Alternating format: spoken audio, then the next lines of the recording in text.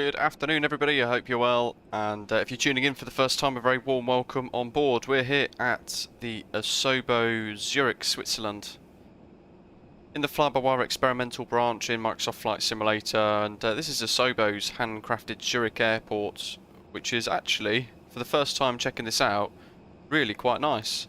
Dare I say, probably better than the FS Dream Team's version.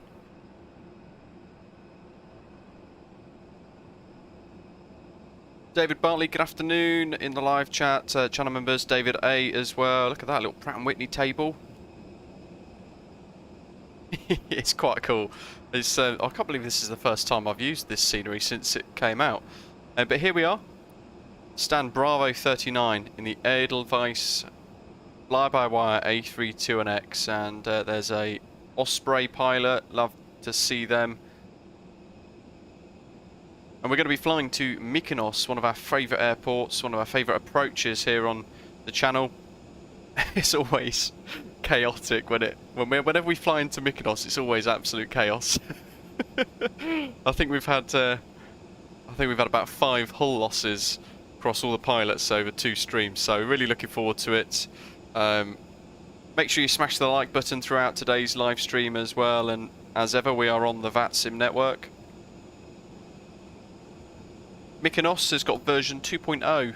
It's just been released last couple of days by 29Palms, or also Contrail, the same sort of person running both there. So looking forward to checking that out. It's got the brand new terminal added into the scenery, which is very nice indeed. Goodman, hello. Mark. Who else we got on live? Jonathan as well, channel member, hello. We've got Goodman, Mark, Flight Sim, Explain, Jay. Welcome, guys. I hope you're all okay.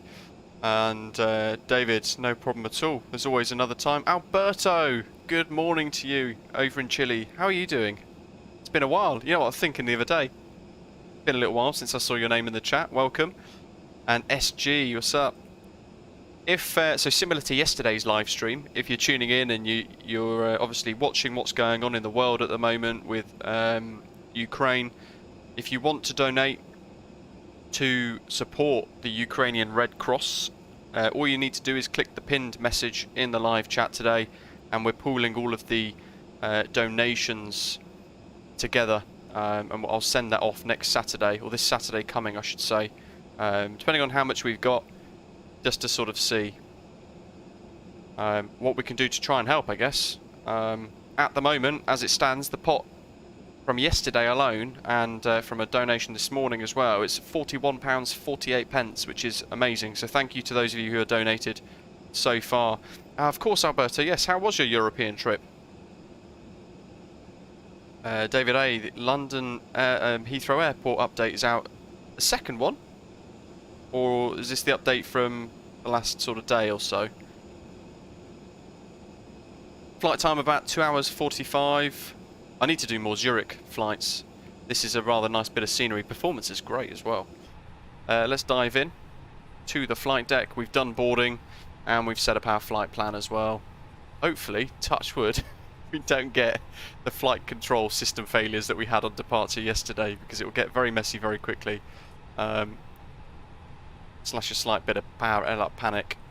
Right, so we've done that, we've turned that off, and you guys will want to see Navigraph. There we go. So we're there, stand Bravo 39, and we're going to expect to depart runway 28 here at Zurich at the moment, which is one going across the screens horizontally from right to left.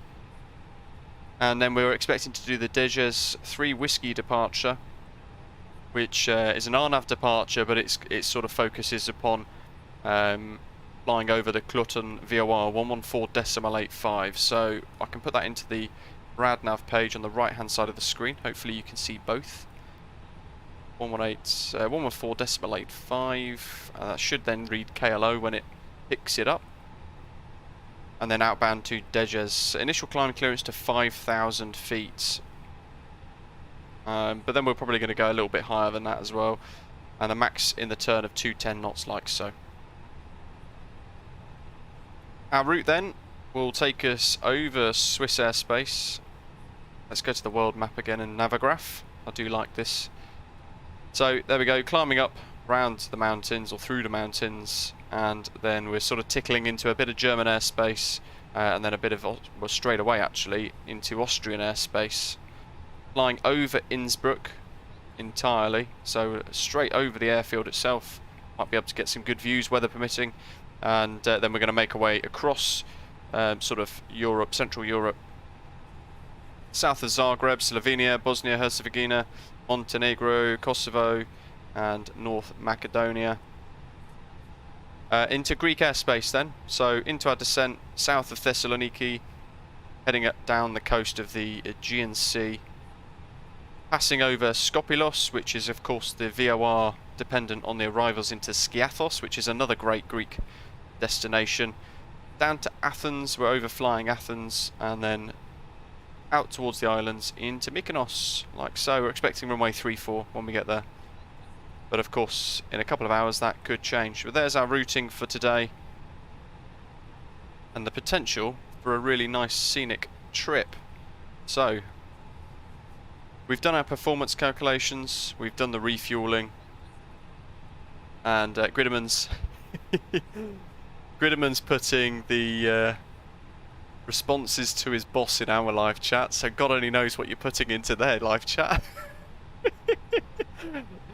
Your boss is going to be wondering what on earth you've been drinking, I think, when he's reading some of the messages meant for us here. Brilliant. Zurich Tower. Departure runway 28, arrivals ILS runway 14, transition 70, temperature 7 degrees, QNH 1029. Lovely, let's tune to tower 118.1.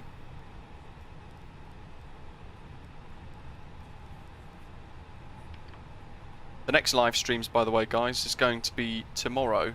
Not tomorrow, sorry, it's going to be Saturday. Saturday or Sunday, and we're going to be flying to the new Toronto. Doctor on board, why is it 3047? Because when I looked at the charts earlier, it said 2,900 for reduction to climb power.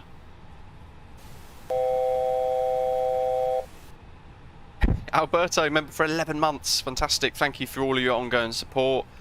As a gold frequent flyer as well, the top tier. Really appreciate that. It's yeah, really appreciated. Thanks for your ongoing support, and great for you to be back indeed. Great to see you've had a great trip. In fact, you put up there a little earlier on, didn't you? Dublin, London, Paris, Rome, Siena, Florence. Flew on a 747, a 767, a 777, a 787, an A320, A319, and some Embraers. Wow, what a trip. Ryan E, good afternoon. Oh, and Pisa, Alberto, fantastic.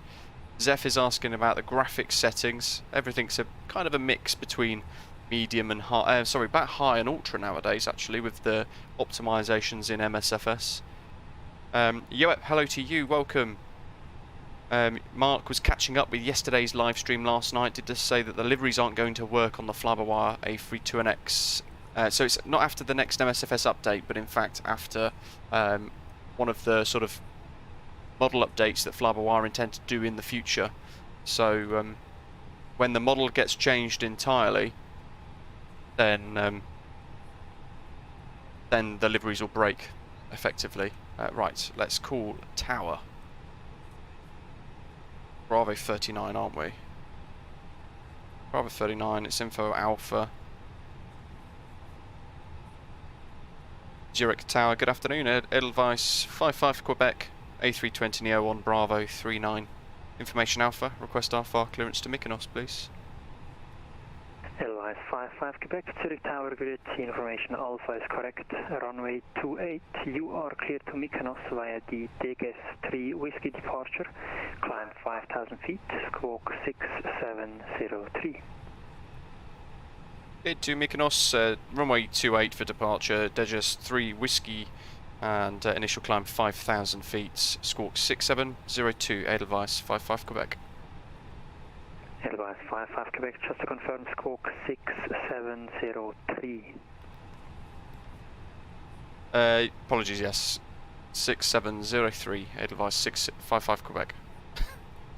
Edelweiss 55 Quebec, read back. Aye, aye, aye.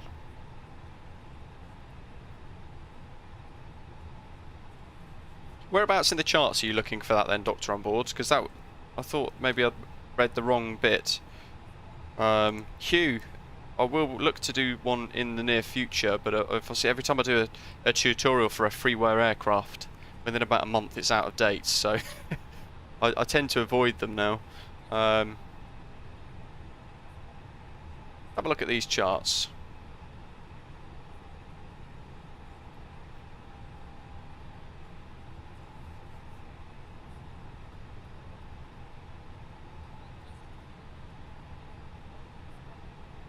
Chris Peoples, good morning. Asked to join, but I just landed from San Francisco from New Zealand. Wow, that's a one heck of a journey. I think we're ready. What have we got here? So initial climb to 5,000. Let's make sure that's ticked, and we'll turn the VOR on. Ryan, it's a great question there. So if you're at an airport and you forget what stand you're at and it's default, so it doesn't tell you on the actual scenery, how do you know what stand you're at? Navigraph, of course, shows an overview, but not down to the exact point. So, I'm going to see if Volanta offers it. Let's have a little look here. Last time I checked, I can't remember if it did. If we zoom in... No, there's me being optimistic. It does the taxiways. Let's have a look at Navigraph. Usually what I do is I'll check Navigraph, and I'll sort of offset my position. I'll count the number of stands down if I'm at a default waypoint, a default airport. I'll say there's 1, 2, 3 stands down, and then there's me parked. And then on Navigraph, what I'll do is I'll look at the charts here, and I'll look at features. So there you've got 2 little jetways on the map poking out just to the left-hand side of the edge of the arrow, and then I'll go to the parking stands, and I'll find the relevant parking stands, and you can see there we've got the 2 little bits sticking out, and there's 1, 2, 3 stands that we've counted, then us, so stand 39. That's how I do it if I'm at a default airport and I'm not really sure how to do how to work out what stand I'm at. If not, you could do your closest possible option, I suppose, and hope it's correct. And if not, the controllers will correct you because it will be on their radar scope anyway, so you'll be able to find out that way. APU's on.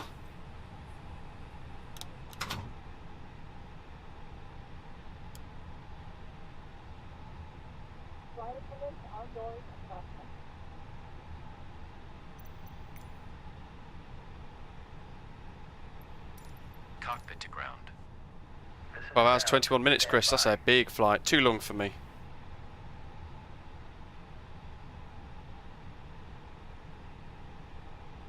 Let's get the tug ready. And in the meantime, we've set our squawk. Edelweiss 55 Quebec is our call sign.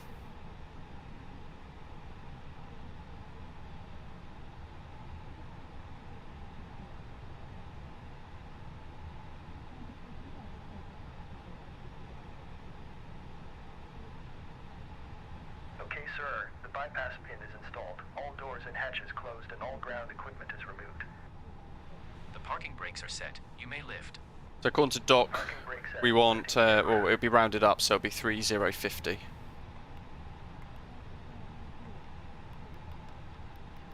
Standing by for pushback.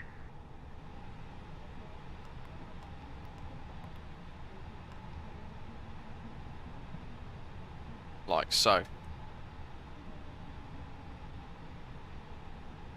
Edelweiss 55 Quebec, request push start.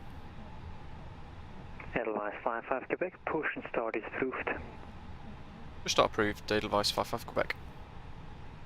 Just doing my quick control surfaces check to make sure that I've got everything resynced, ready to go, and we will start the pushback. Go ahead. We are cleared for start and push. Parking brake set. Captain Purser, they've Clear got for push start. that. Please release parking brake. Parking brakes are released. Commencing pushback. You can start the engines in sequence. It will start in the sequence.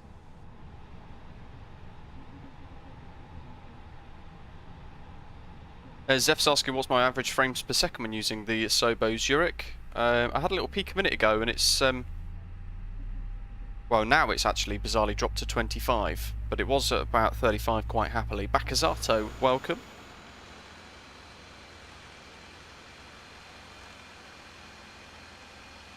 Oh yeah, big red nose.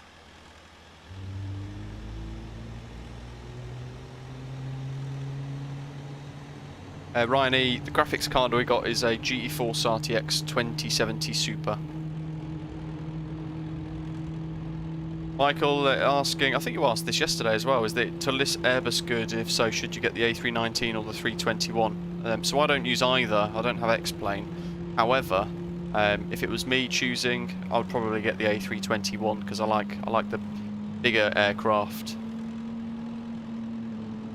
Personally. Okay, so that's probably a good turn radius for us as we rotate round.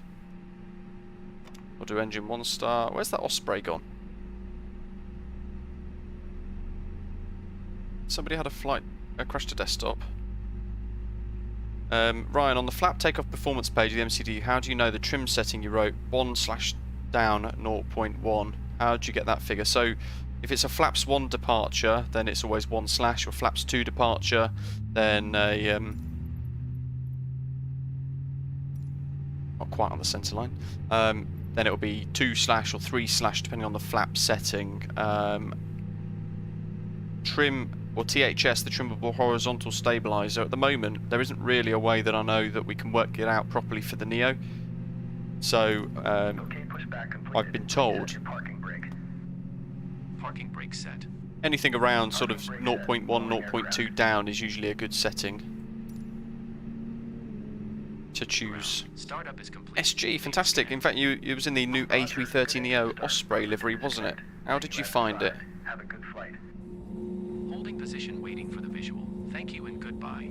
Make sure I get the taxi charts ready.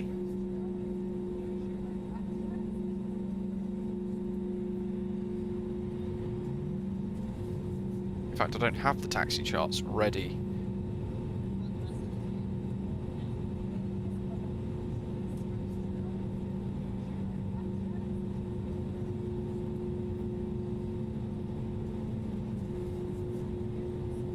Flaps 1 plus F, let's get them moving, and we'll do a little flight control check. And there goes the ring camera. And the woofer.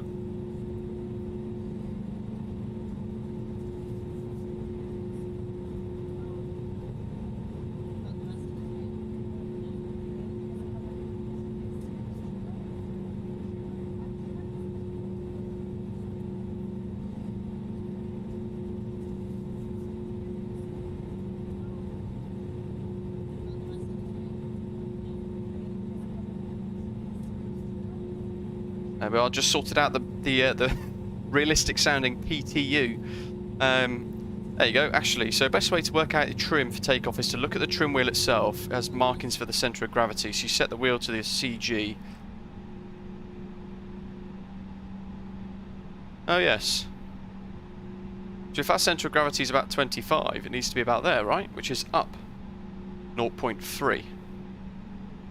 The thing is, how do you work out your centre of gravity based upon everything that you've got here? Because I know the zero fuel weight centre of gravity. So is Look it on the based? FBW checklist, it tells you what trim you need based on CG. Well, it's on here now. It was here. There we go. Zero fuel weight centre of gravity 25.1. In fact, there it is, 25.1. So it'd be about there, wouldn't it? In which case, so that'd be up 0.2. So we'll do 1/ up. This is because I've been doing the CRJ and stuff so much recently. Check takeoff. Papa Yankee, stand Alpha 17, request push and start. I've never noticed that for a while. I'm sure it's been pointed out before, probably by Ashley. Where's my cursor? There we go, bloody sim. Let's pop them out the belly, let's get that on auto, and let's get our takeoff, our taxi instructions. Edelweiss 55 Quebec, request taxi. Yeah, no problem. 55 Quebec, taxi holding position Alpha 2, runway 28 via Foxtrot and Alpha. Taxi, hold point Alpha 2, runway 28 via Foxtrot and Alpha, Edelweiss 55 Quebec. So, bar brakes, a little bit of power to get us on the roll. We could do spoilers armed, got auto brake max, they're both green, so they're not moving. We can do takeoff config check, and then it's just the cabin checks to complete. Brian Crawley, good afternoon, welcome, hope you're well.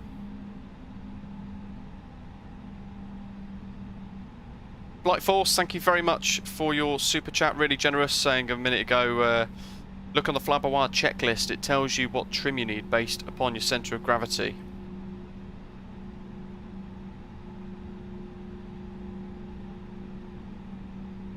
Jurassic Lark, there's a Flex 2 sort of thing that's been generated on flightsim.to the other day, I think. So have a little look on their website, because you might find there's a takeoff calculator on there now, which is a bit of freeware for the Neo, which is rather cool. I think this is Foxtrot, I hope it is. Because the taxi chart, well, the actual airport charts don't show it. Look at that, beautiful. Osprey 787 at Zurich.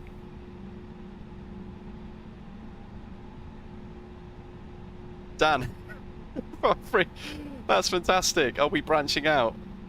I'd love for that to be the case.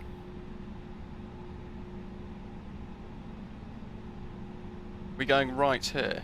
Oh no, hold on. Stop. We don't want inner, we want outer. Whee! Tobias, hello, welcome. Just got a question. Got all the default aircraft, including the flybywire A32NX. The question is, I want an aircraft that is worth the money. Any suggestions? I've looked at Captain Sim airplanes. Absolutely avoid Captain Sim. Rubbish developer, horrendous add-ons, and a waste of money, I think, to be honest. It's not, they're not the sort of add-ons that are deserved of people who like good quality inside MSFS. What I would probably recommend doing instead is looking at things like the Aerosoft CRJ. Their CRJ 900 and 1000 expansion recently released is really nice. There we go. Almost buggered that up. The Finairs push back as well. Osprey 7 Whiskey Alpha, Zurich Tower Grid, Zurich 5-5. And so DEGES 3 Whiskey from Alpha 2. Alpha 2 is a little bit further up, and it's going to be fly runway heading to 2.3. Then it's going to be a left turn to intercept the outbound radial of 252 to 6.5 DME, followed by a left turn back on ourselves direct to the Clotten VOR, max 210 knots in the turn, and then from there we fly outbound 084 when we overfly the airports. Yeah, everybody says it about Captain Sim. It's a horrible developer, really. I think what they've done is they've preyed upon the fact that there is a lot of people who enjoy Roblox in the community, who will just pay because it's a 777 or pay because it's a 767 or something like that. When actually it's a horrible way to do business. You know, like that 777 came out and it didn't even have any sounds on it. They just rely on the community to mod it with freeware mods, but you shouldn't have to do that when you're spending money on payware aircraft. Same with Brecod with their 737, absolute trash.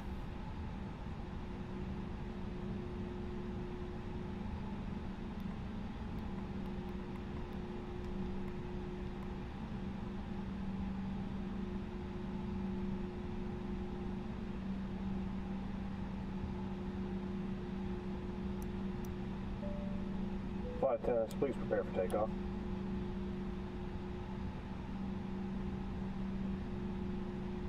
Edelweiss 55 Quebec, the wind variable at 1 knot, runway 28, you're cleared for takeoff. Runway 28, clear for takeoff, Edelweiss 55 Quebec. There's Alpha 2 on the floor. Mark, in ARG traffic, if you spawn in and there's an aircraft with no livery, is there any way to work out what it's supposed to be? You know what? That's a good question. I don't know the answer to, because, of course, ordinarily, with VATSIM, you could type in .aircraft and it would come up with the answer. But I don't know how the traffic manager works. Ruthie, any idea on how long the PMDG 737 will be in beta? Hopefully, not for too much longer. Right, so that's all good. Takeoff memos, seat cam note blue, got that set, that's below, TARA. Oops, there we go. And finally, on the brakes. That's it, Williams saying, wait a few weeks, get the PMDG 737. Off the brakes. 2 clicks, flex. It looks like we've got elevator authority today, so we shouldn't have the problems we had before. Thrust set. Coming up to 80 knots. Finnair 8 Papa Yankee, taxi holding position Alpha 2, runway 28 via Inner and Alpha. Here we go. V1, rotate. Zurich Tower, a very, very good afternoon, Alpine 2 Whiskey Bravo. Alpine 2 Whiskey Bravo. What's the rate? Give up. Pass a message. Alpine 2 Whiskey Bravo, we're requesting clearance to Vienna, please. So we're flying runway heading to 2.3 DME at the moment. Back shortly.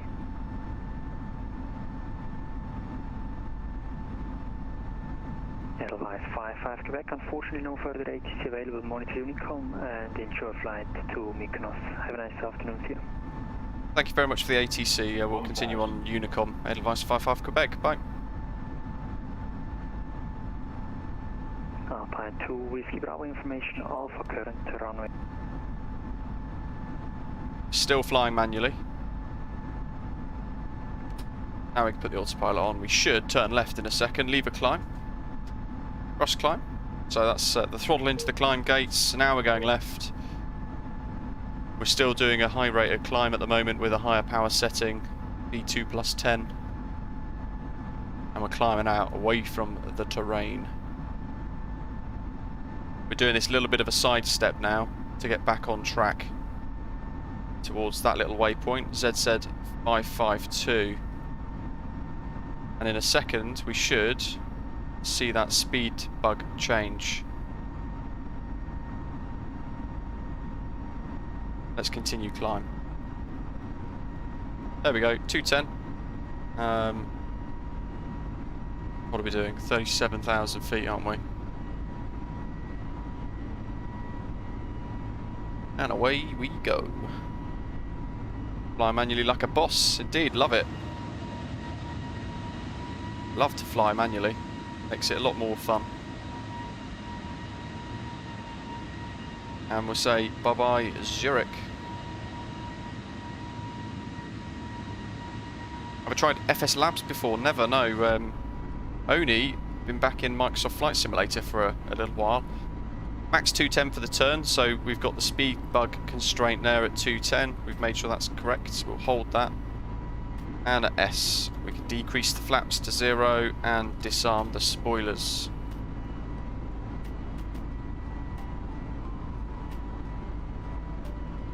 And there we go. In for the left turn.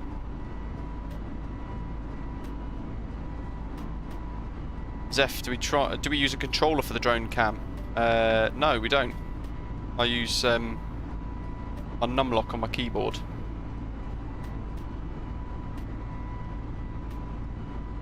Standard pressure. Love the views in MSFS, it's fantastic. Don't forget the fundraiser that we're doing at the moment. We're trying to raise a little bit of money to try and help the Ukrainian Red Cross, and the PayPal link for the channel is in the pinned message at the top of the live chat should you want to donate anything to help those in need.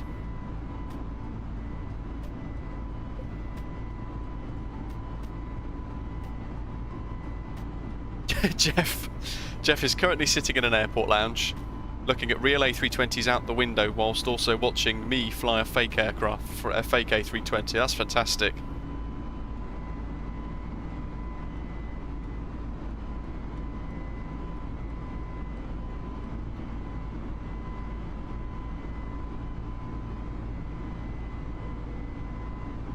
The frames aren't too bad at the moment, to be fair.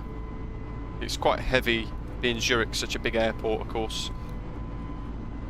We're going back to the Glotten VOR now. Max 210 knots in the turn, but actually it's ever so slightly wider than we probably anticipated.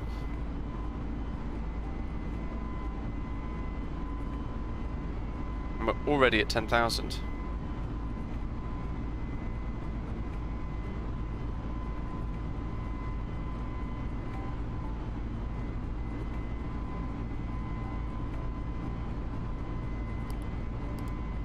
Andrew, I'll just go and get my megaphone to read the comment out. Can I retract the spoilers when retracting the landing gear? No. With spoilers? You mean flaps? Hopefully, if you're taking off, you don't have your spoilers out.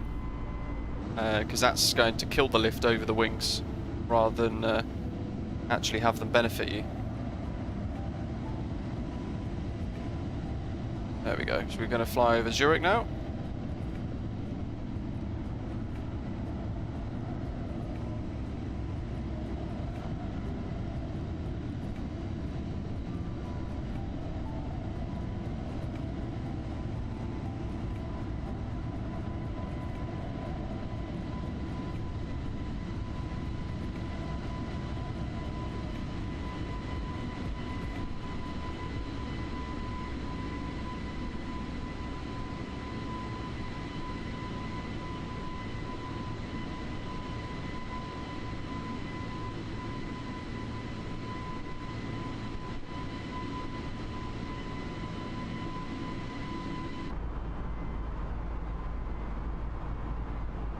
.280, that's all off.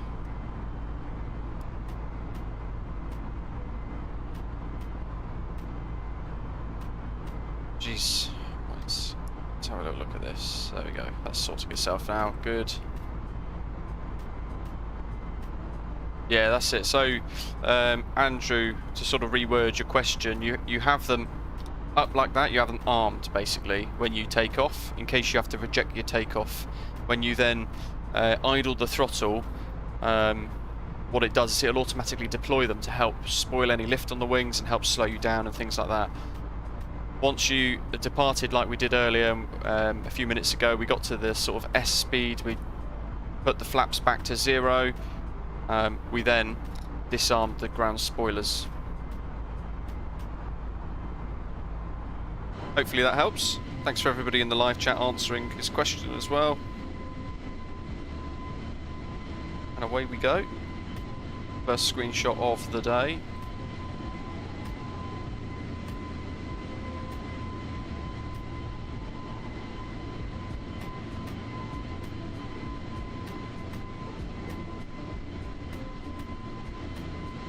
Roman, thank you very much for doing our tower today. That's really kind of you to connect for the flight.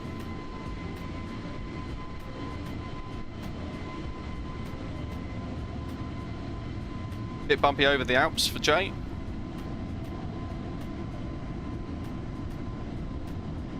And you can see there we've got snow-capped mountains ahead. Kind of like an entire ridge of them actually, in fact. Ah, Ian, sorry to hear that. Hopefully next time.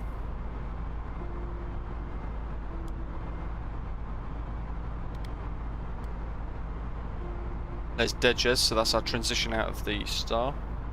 I wonder... There we go, good stuff. We can go back to normal managed speed now. Thank Andrew, no problem at all. You're most welcome.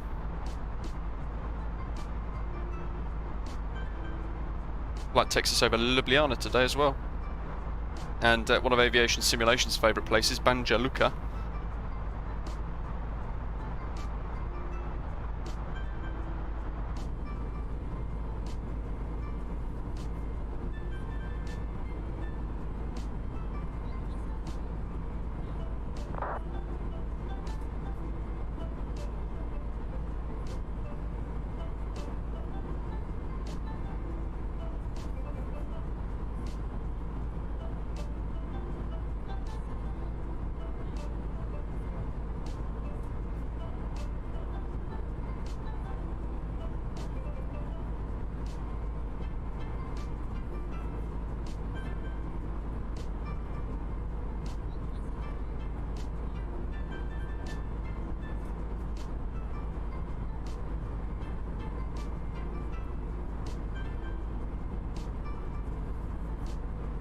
Next Saturday or next Sunday we're going to be going to the Rex Designs new Toronto scenery for Microsoft Flight Simulator, and throughout that live stream next weekend we've got 2 copies to give away of the scenery too. So do keep your eye out for that too. Ooh, Munchen Radar, Tobias. Probably help if I spoke to him. What have we got here? 12405.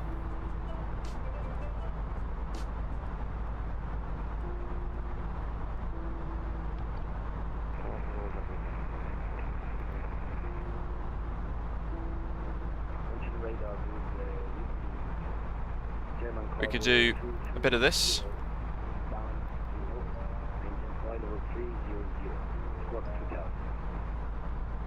Cargo 220, München Radar low identified, Squawk 1000, proceed direct Landu. So we've got the CPDLC armed ready. What we'll do is we'll click that in a minute to send a little notification thing off to him. Romeo Alpha, confirm ready. Negative, run up, recording. Ciao. German Cargo 220, Squawk 1000, direct Landu. German Cargo 220, Squawk 1000, direct. Randolph, good afternoon, hello, how are you? 216 Alpha, contact Tower 118.7. Tower on 118.7, Lufthansa 216 Alpha, choose thanks and service.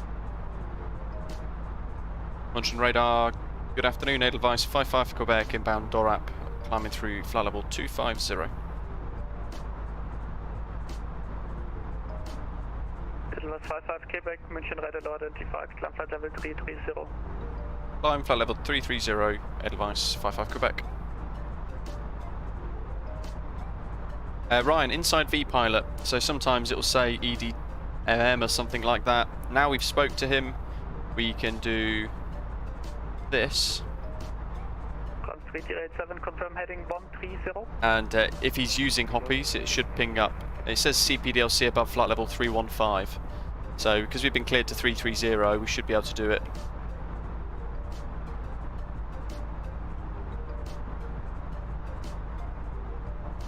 Robert, indeed, yeah, Flight Tampa are releasing their Toronto in the next couple of days as well, and I think it's going to be difficult to choose between the two of them. I think they look both fairly similar.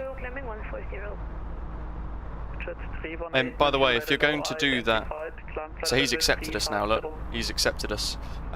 We'll get a little beep beep noise, like a telephone going off, and that will go blue when we get a message. But in the meantime, basically before you depart, you need to make sure you've got your Hoppies login added in here. I've added that to a tutorial I did recently. But you then also, before you take off, before you push back from your stand, you need to go to this page and click Hoppies ACARS disconnect. In fact, we have a message. There we go, ATC message, receive direct UMVEG.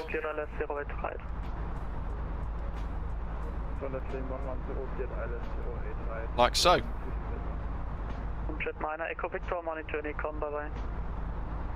That's sending, and because we've addressed the message, we've gone to the message and clicked on it, that button there has gone off basically.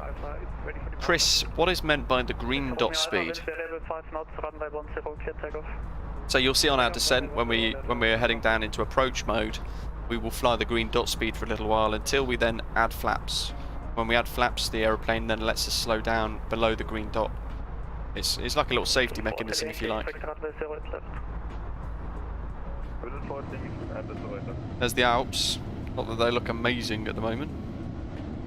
München Radar Iberia 3061, input 3 Quebec departure, passing altitude 3,700 feet. First time flying Edelweiss on the channel as well. And Chris Scott, good afternoon, welcome.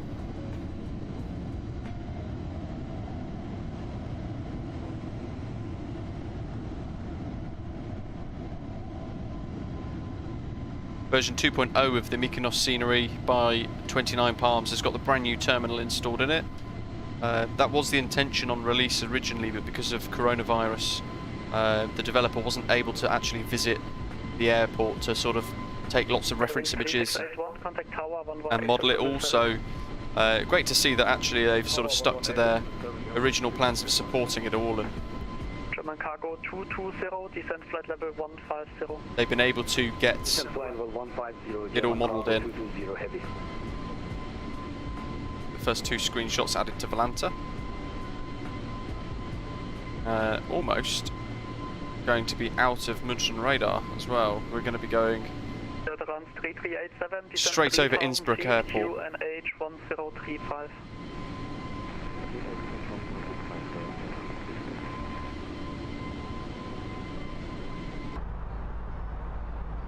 Trans 3387, turn right, heading 170. So Innsbruck is probably about 60 miles, around about here somewhere. Just after that first dashed line on the nose. Somewhere under here, basically. Chris Scott enjoying the Edelweiss livery, good to hear. Kevin, hello to you, welcome, good morning. Alpha, radar contact, climb flight level 100. Ich gleich gegenseitig erwischt, Delta Romeo Alpha, radar contact, climb flight level 100. Climb level 100, Delta Romeo Alpha. Notavia 421 Papa, contact Langen radar 123, decimal 275. So speed 75, Notavia 412 Papa, tschüss. München radar loud is Eurowing 7993 at flight level 070. We're tracking the flight on the landing rate manager as well, landing rate monitor. So we'll get the little Osprey Airways flight report at the end inside our Discord. We'll also get the landing rating pop up when we touch down at Mykonos as well. There's 330. Lufthansa Cargo 135, we got some problems with the autopilot here. Could we go back to the airport? So Andrew's asking what's the transition altitude there and where are we now. So when you load your flight plan in with Navigraph, the beauty of Navigraph is the nav data has the transition level put in there for you. Jurassic, no problem at all.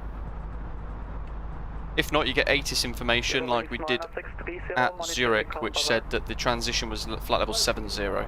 So as you pass that, you climb through it, you then go to standard pressure.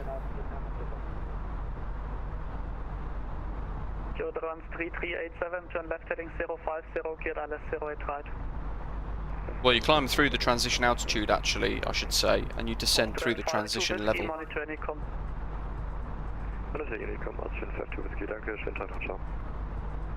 There's Innsbruck. Whisker 13905, monitor Unicom, bye bye. Unicom 13905.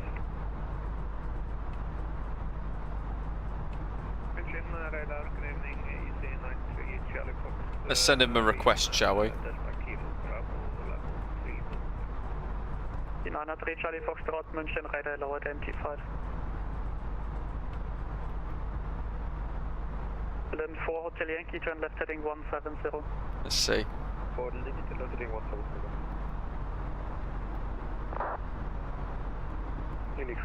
So we don't have any vertical requests at the moment, which is a shame because I was kind of hoping we could say, give us another climb. 1 kilo, München, radar low identified. Proceed direct Delta Foxtrot 437. Delta Foxtrot 437, let's go kilo. Area 3061, proceed direct Pro dip. Direct Pro dip, Iberia 3661. Eurowing 793, confirm you have your QNH set to standard 1013. It's very busy. Eurowing 793, now set QNH to standard. Genau, wenn du geklebt bist auf dem Flight Level und der Delivery hat ja gesagt, Flight Level 70 ist in der Schulklein, dann right, let's try and spot Innsbruck. We're going to be going straight over. Eurowing 793, climb Flight Level 110. Climb 110, Eurowing 793. Then 4 Hotel Yankee, turn left heading 110. That looks pretty cool. LS08 left. Blue, good morning. Enjoying your Swiss cheese plate back in business class here. Smooth flight so far. Till we hit the Alps. We're looking for Innsbruck at the moment. If you see it, shout. Last station, static noise only. Passengers 151, monitor Unicom.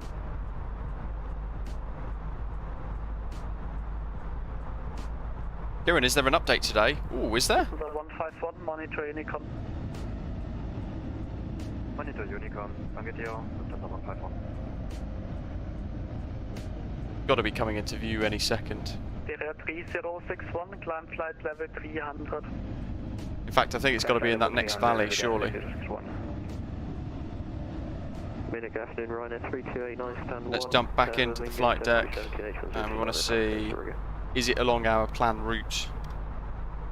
Oh, it is, yes. Slightly to the right, so...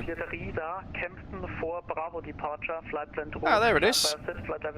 So you actually fly down this valley here when you're going into Innsbruck, and you can just about see the airfield there coming into view, that tiny random bit of white blob.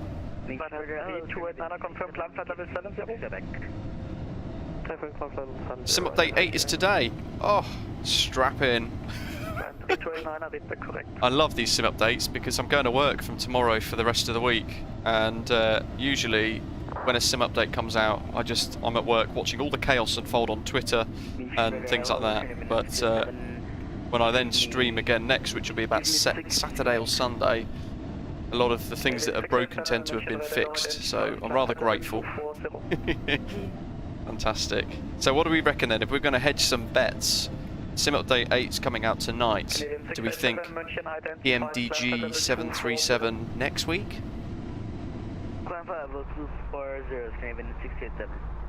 I think I'm out of his airspace now, to be totally honest. I'm going to go to 370. I think he's busy enough, he's probably forgotten about us. Because we're in Austrian airspace now, not Munich. 387, wind 080 degrees, 8 knots, runway 08 right, clear to land. We're in Austria.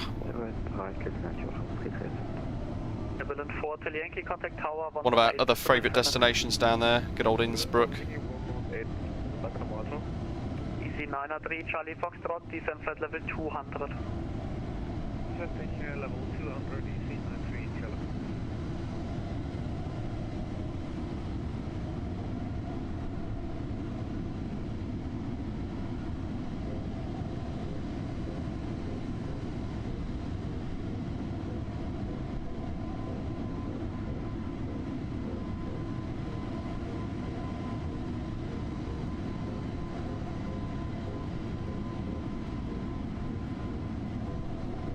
There she is. 3061, confirm your Looks like we're pro dip. being thrown around a little bit as well.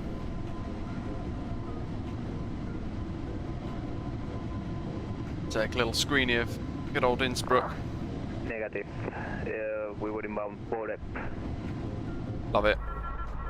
Yep, I've sent you the Oh, there you go. No further ATC, monitor Unicom. So we've select Roger and we've hit send. So he's basically disconnecting us. We're going to climb 370 now anyway. And that's sending, but we can close the message. Covering 793, proceed direct door deal. Proceed direct door deal, covering 793. There wasn't a PMDG forum update this week, but I'd have thought 1 or 2 weeks for it for David. That's his guess. Lelia, hello to you. Very warm welcome on board. Full of flights, hello. You're wondering how stable the dev build of the A32NX is. I feel running the stable version, I'm missing out on new features. Yeah, you absolutely are.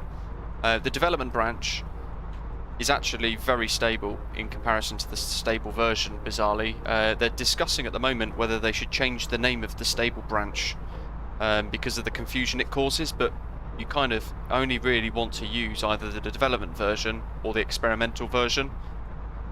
So yeah, give it a go. You're going to get a lot of extra features, not least things like CPDLC, and if you'd have heard as well a little earlier on, if we go to the cabin view, cabin ambience, if you can just about hear that. Voila.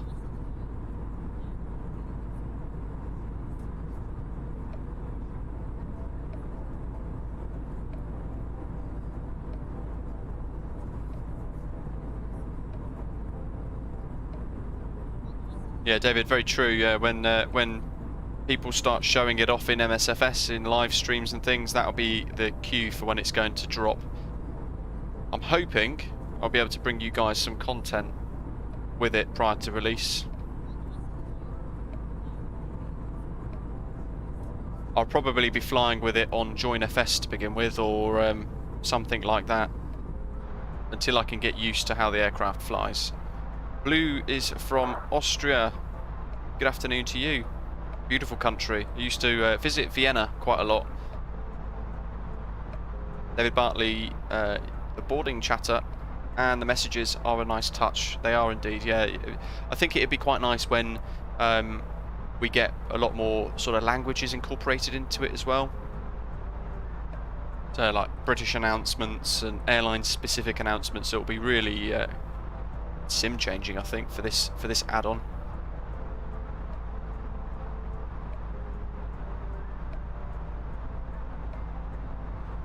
Brian, what did you think of the experimental branch this morning when you used it for the first time? It's good, isn't it?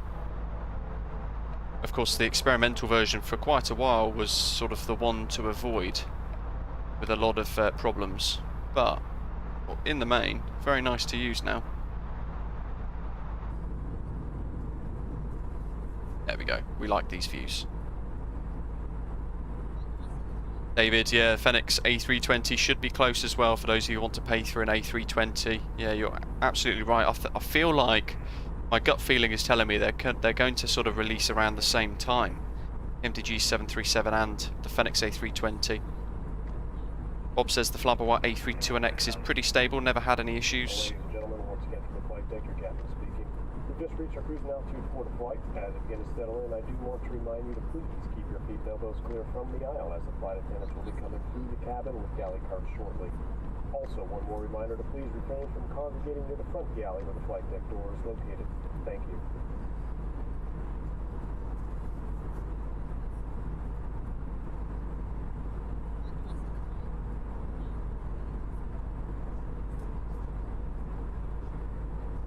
So potentially no more ATC for the remainder of today's journey as we go across Europe.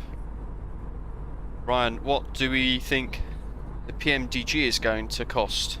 Is it PMDG 737 or the Fenix A320 are you asking about, Ryan? I think PMDG 737 might be around £50 to £60. I'm not sure. I know they've said that they're going to reduce the prices of the packages and release them all independently. Liku's an Edelweiss mechanic, fantastic. Hopefully you're enjoying today's live stream. Keep smashing the like button as well while you're here, guys, if you are liking today's stream. Give us a little thumbs up. The Fenix A320, ooh, good question. Not sure what price that's going to be. I think, Liku, welcome aboard, thanks for subscribing. I feel like it's going to be maybe £60, £70 for the Fenix A320. Sean, does the A330-900 headwind freeware work with the TCA throttle quadrant? I'm not sure. I don't have the Airbus TCA pack myself, to be honest. But I've got a what I use now is the TurtleBeach VelocityOne flight, and the D10. Well, the calibration and things like that work quite nicely for it. Blue going to be waiting for a long time. I think the flybywire A380. I think we're looking 2023 for that, to be honest.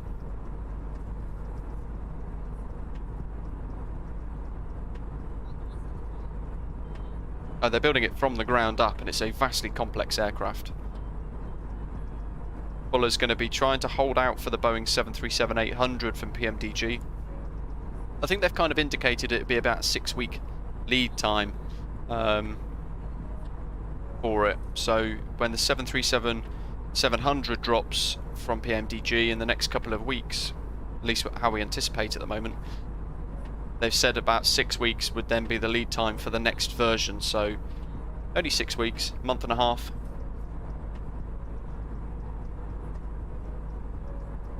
There's going to be a lot of people that are just going to purchase the 737-700 though, because they won't want to wait that long.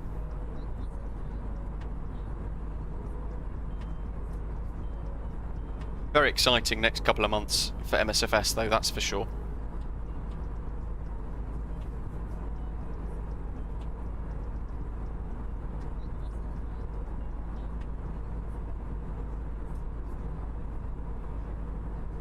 Thanks to everybody that's donated so far as well for the Ukrainian Red Cross appeal that we're doing via our little PayPal link in the top of the live chat. The pot at the moment as it stands is £41.48 from yesterday yesterday's live stream, and today, this morning as well, prior to starting, somebody else dropped another little donation in there. So very generous of those of you who have donated so far, supporting the Ukrainian Red Cross.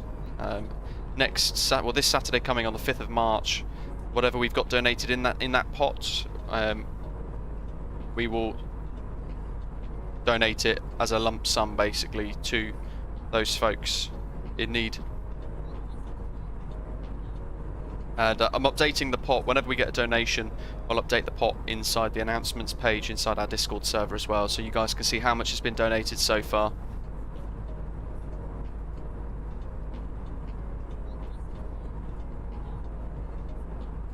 Well, Dan, funnily enough, there was somebody that is a MSFS hater suddenly started praising it the other day once he got in the Guardian. Coincidence? I think not.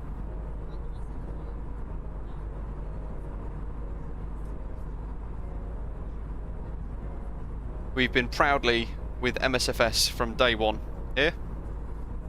Yeah, it's had its issues. It's been quite frustrating at times, bordering on creating a level of insanity that I've not yet experienced, but we've enjoyed it and we've stuck with it.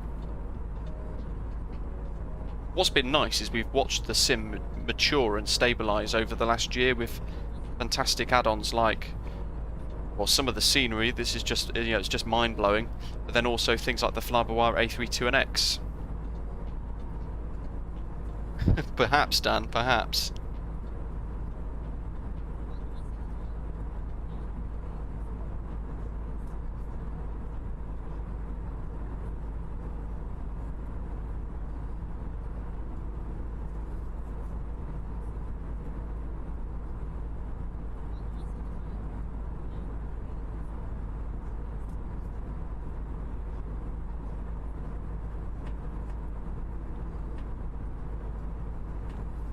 Kevin's that guy, doesn't want to wait for the 737-800, so he's going to be getting the 737-700. But he's got the credit from the NGXU to look forward to for Brian. That's fantastic. So what credit are they going to be giving then? David. Yeah. Strange. Brian's been with MSFS from the early beta. Oh, nice! Really, like an early adopter. Then that's pretty good. Well, I purchased it on day one, but again, like I've never looked back. There was one time, I think, was it July, where that's some update 5, where I started to sort of lose a bit of patience with it, with the way that things were just breaking during major sim updates. But since then, touch wood, it's been pretty good. James.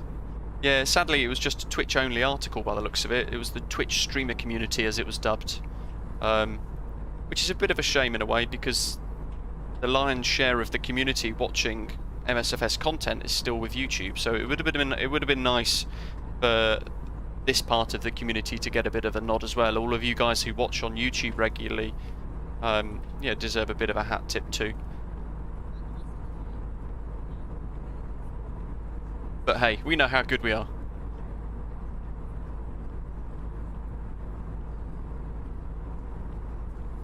The credit was the full price of the NGXU.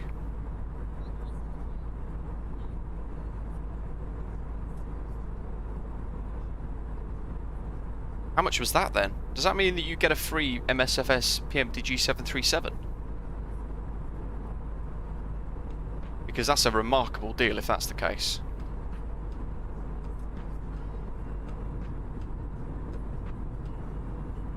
Where's my views? There we go. We'll flick to the other side.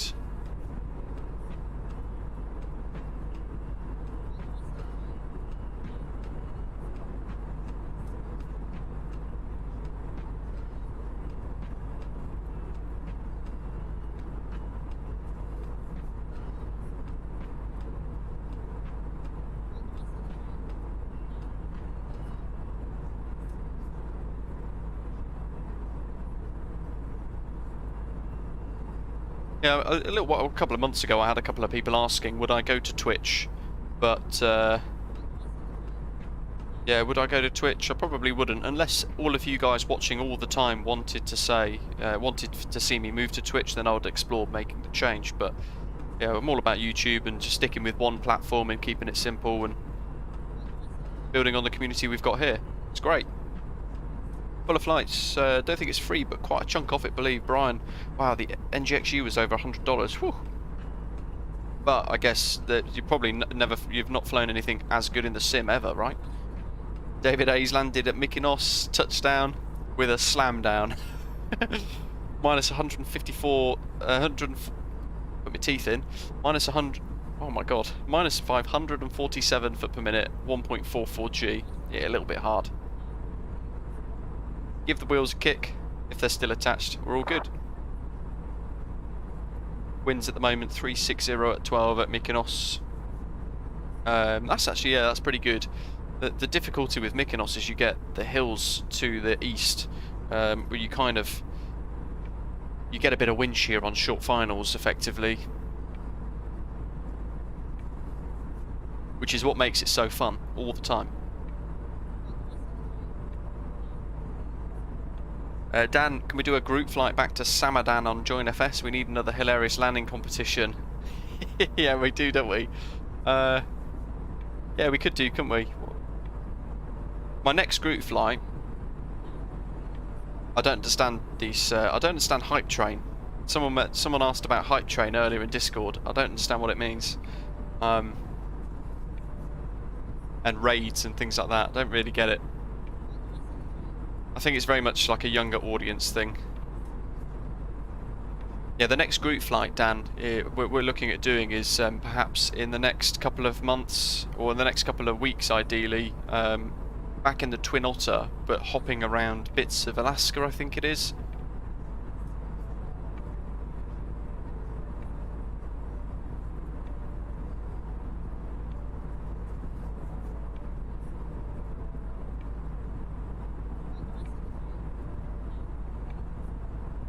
Full of Flights was hoping the flybywire A320 would be coming this summer. I mean, it might, but I mean that'd be a miracle if it did.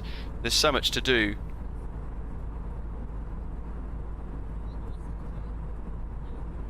Goodman just had a Zoom call with one from Dublin, one from Belfast. With who? one what? Bits and hype train. I don't get it. Yeah.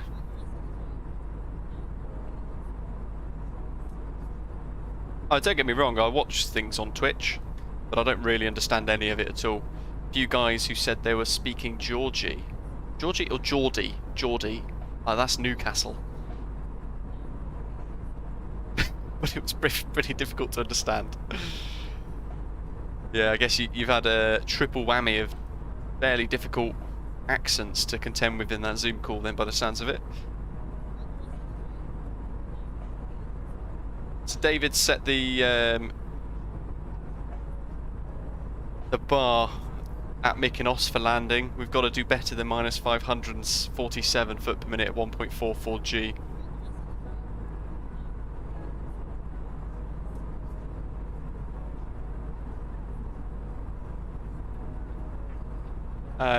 When you donate that money for Ukraine, you should also give them a clip of the Vilnius landing. Put a smile on their faces briefly.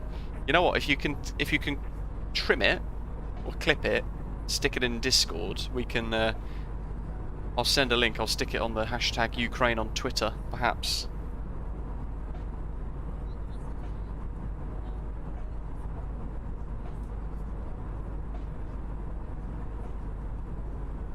Yeah, Geordie, it's Newcastle. Up the tune. Ian, no worries. Fingers crossed for the sim update going well. I guess we've got 2 hours to find out. Is it at 4 o'clock UK time or Zulu, or is it at 5 o'clock? David, it won't be hard. You're correct there. You're absolutely right. Oh, drone camera operator's been drinking again. There we go. We'll do another little lap of Edelweiss around the outside like a promo video as we leave the Alps behind. Start to leave the Alps behind. Thing is, Gridman, a lot of those accents, I'm in the UK and I can't understand them half the time, so You'll have done well to understand at least any of it, so yeah, fair play.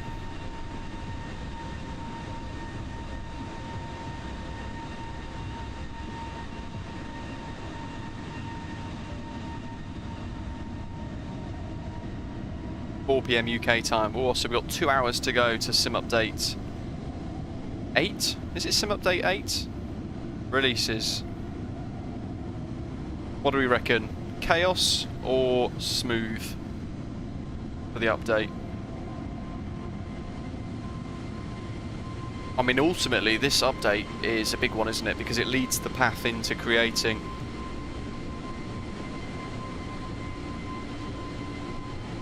the opportunity for the release of things like the PMDG 737 and all of that sort of thing. The Phoenix Sim A320, all their releases rely upon it being a stable update today. So everybody across the community, I'm sure, have got their fingers crossed for this working nicely.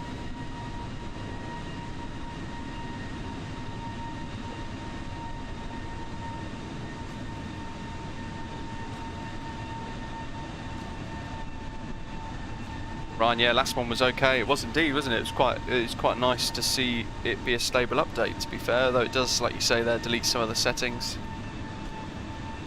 Liku, look back to the beginning of the stream today, saw a different pushback truck. So we used the one from the Latin VFR VARIX Europe pack.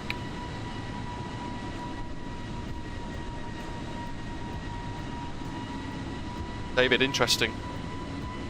Max is going for chaos. Someone's got to.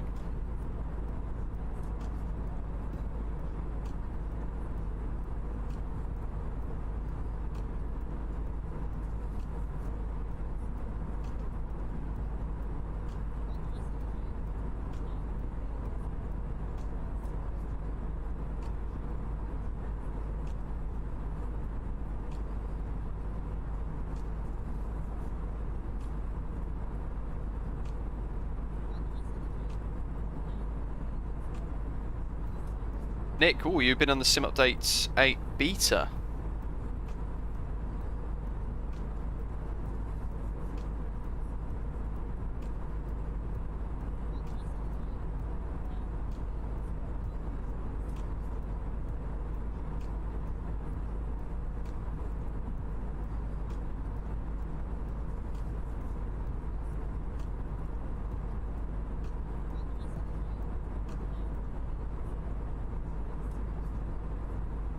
Yeah, it would be quite a good mark, so not compulsory on the day for the updates. I guess it would give people the option, wouldn't it? Blue, no problem. Got us most streams, to be fair. That looks like Ljubljana down below, folks. One of the best sceneries at the moment, recently released in MSFS. Beautiful surroundings as well. Yes, the Unibuilds A310 is, I believe it's in testing, isn't it? I think, or about to start testing.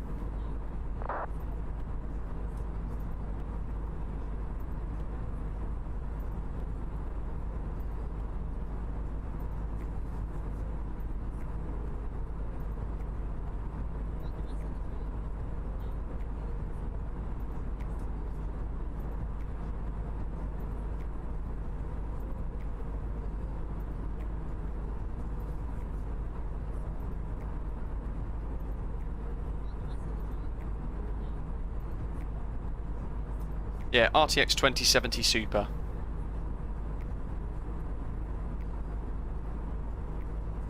Mate Peace, hello, welcome. Just had a new knee. Good grief. Didn't know you were having one replaced. Off to do your physio exercises. Yes, very important. Year and a half ago I broke my leg and my ankle in 3 places. And the physio was the biggest thing in getting a proper recovery. So yeah, do take your time doing all your exercises, your stretches and your strengthening exercises. Get fighting fit again. Thanks for dropping in, mate. Peace. Get a resistance band as well if you've not already done so. Resistance bands from Amazon, couple of pounds. They are so useful.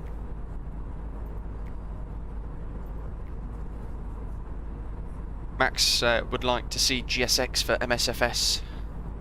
Yoep, hello, just finished another session of DCS controlling. I didn't even know that they could they did that. Didn't know DCS had ATC. That's remarkable. Military style, I guess. There's the EastEnders set downstairs, down there, down below, with the winding river. Yes, Jay, the ever useful advice that we always keep forgetting, make sure that you clear your community folder before you start your update for Sim Update 8 later today.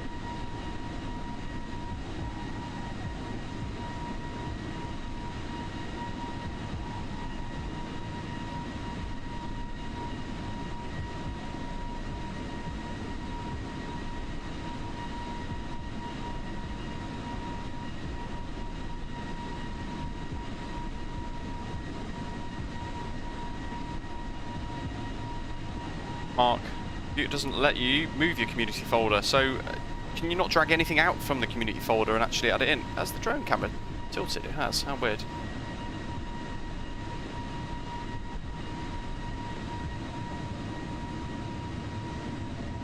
Ah, yeah, fair enough. Like a Discord voice chat sort of thing, is it?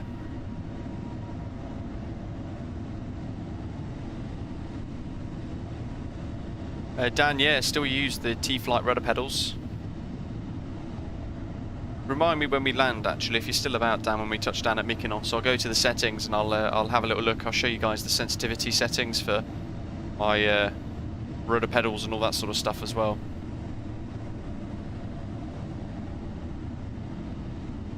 Love the new flybywire muffled sounds. Slively, hello, what's up? How are you?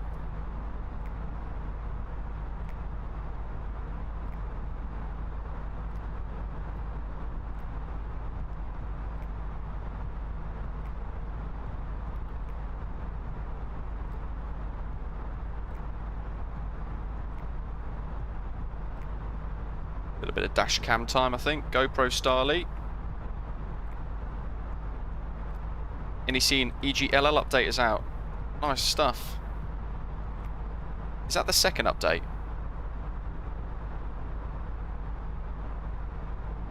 Or is this the one that we've been waiting for with the lights? I forget, because I was sort of in their beta as well. Stathis, welcome on board. Thanks for subscribing. Hope you're well. Welcome to the channel.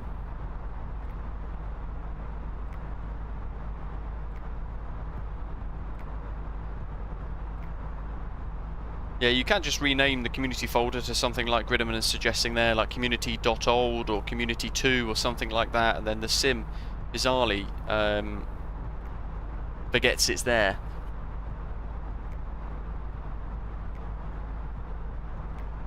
Ah, yeah, well, that's pretty smart. DCS is a lot more sort of thorough and detailed than I'd realised, actually, to be honest, and perhaps I should sort of give it a go.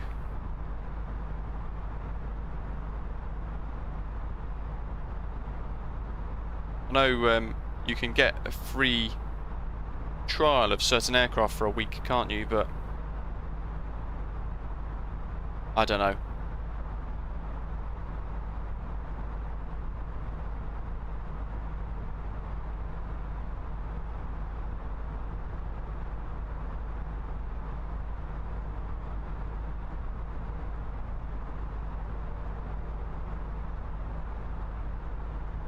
Yeah, the terminal lights in Heathrow. They've been trying to tinker with them quite a bit, actually.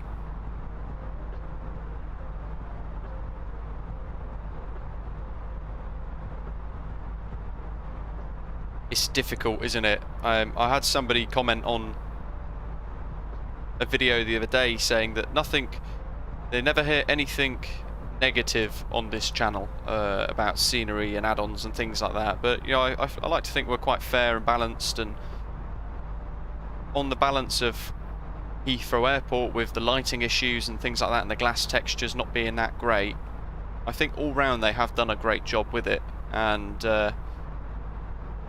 it's quite difficult because they've got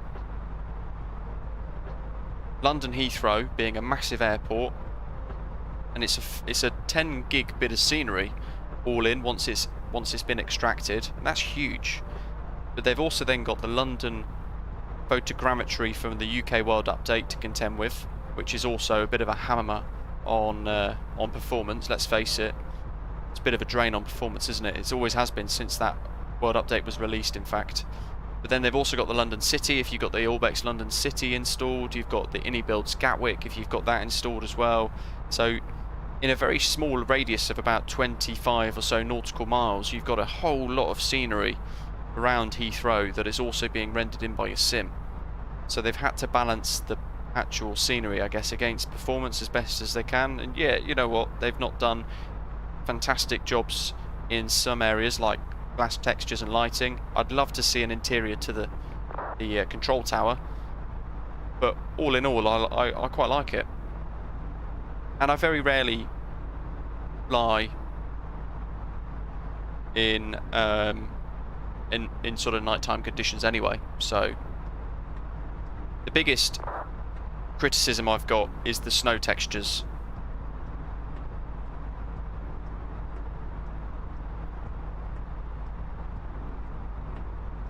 Ryan, so really you just need some like 4 RTX 3090 cards to run it.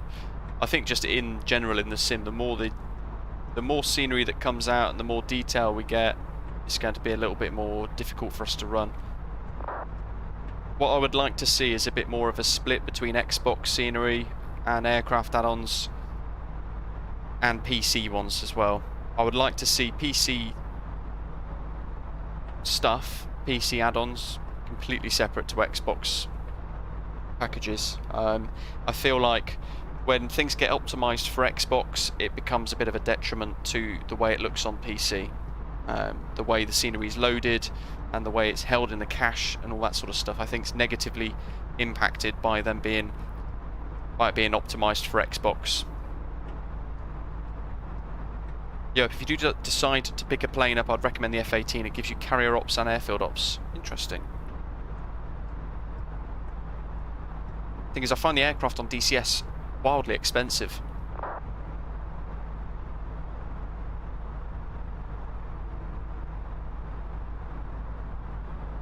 SK Sun never really touches his community folder before updates. None of the stuff gets loaded until after the update process and the sim starts.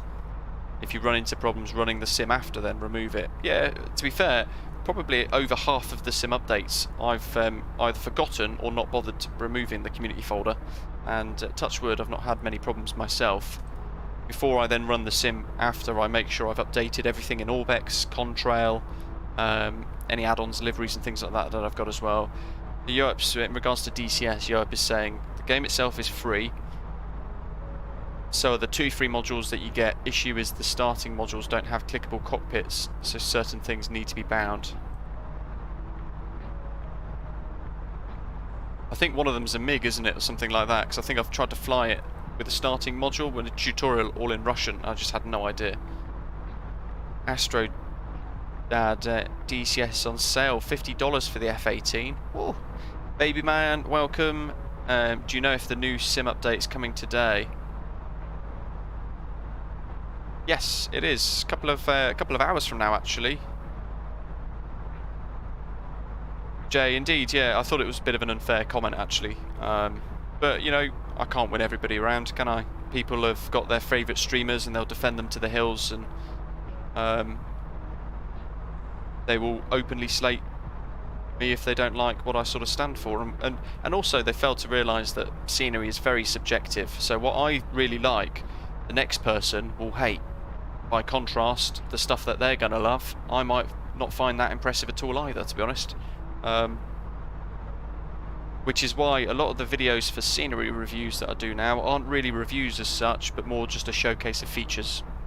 So I will do I'll do a video with a bit of background music instead, and I won't really talk about the scenery, because I find it more important for me to just show you the features and for you to make your own decisions up. Yep, yeah, very true. I like to think of each aircraft as its own game because it practically is. Okay.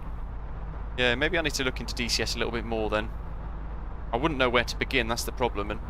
But if a lot of you guys would like to say, like to see me give DCS a go, perhaps I could give it a little run. I don't know if I'd have the time though. There's so much coming out in MSFS at the moment.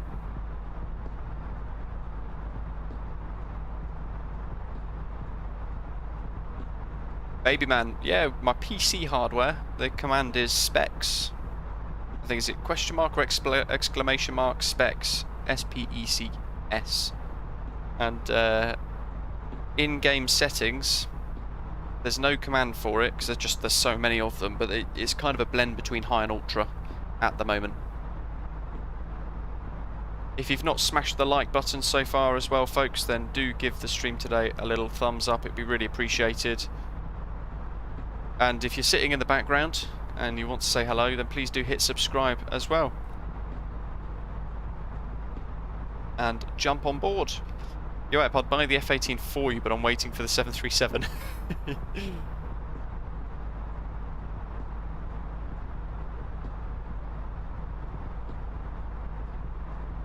Nerd, exactly.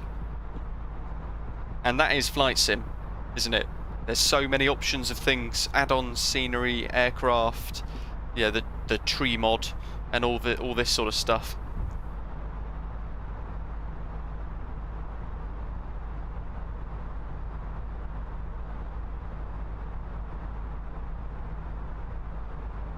Yeah, I mean, I got a bit of flack for saying I enjoyed the Aerosoft Twin Otter as much as I do, but I do enjoy it, so.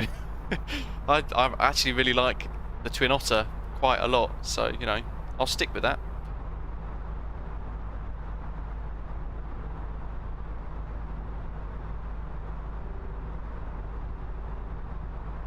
Yeah, that sounds good. Be interesting to see what it all looks like actually. James has got an AMD 6800 XT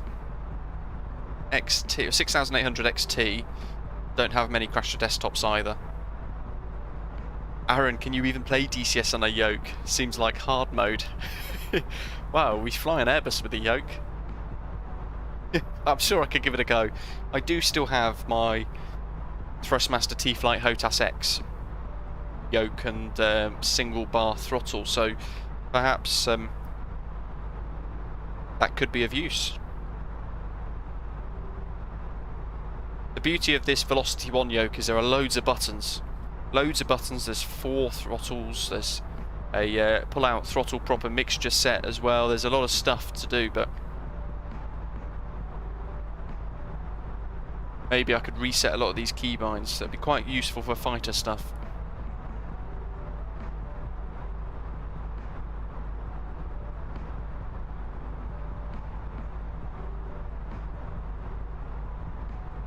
Little rainbow down there.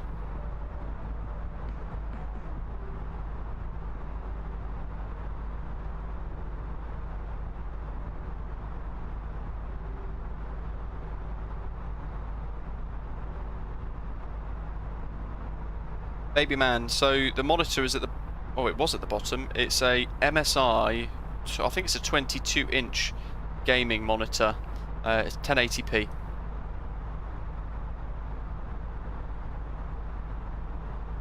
Mark, I was the same. I didn't really know the sounds were an issue until people started shouting about them. But I'm not a Twin Otter pilot, so I don't really know how it sounds like. You know what? You wait. When I get my PPL, I'm going to start plastering real Piper Pilot on some of my videos. Dad. Oh, crack me up.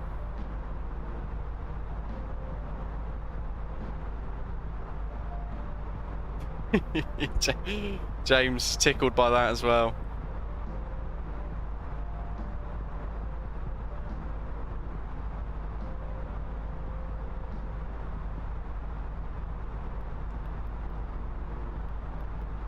Oh wow.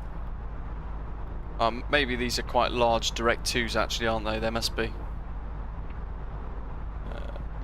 Yeah, these have got to be quite large. Direct 2s, 50, 50, 50. Yeah, because there's Skopilos, so there's Athens.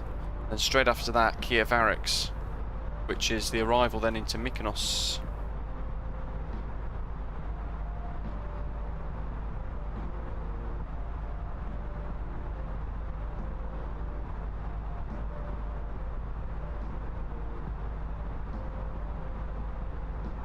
Yeah, Jeff, I'm the same. I think I'd need to vastly upgrade the hardware that I've got in order to run this on 4K and stream in 4K. I don't think my, to be totally honest with you, I don't think my internet could even stream in 4K. A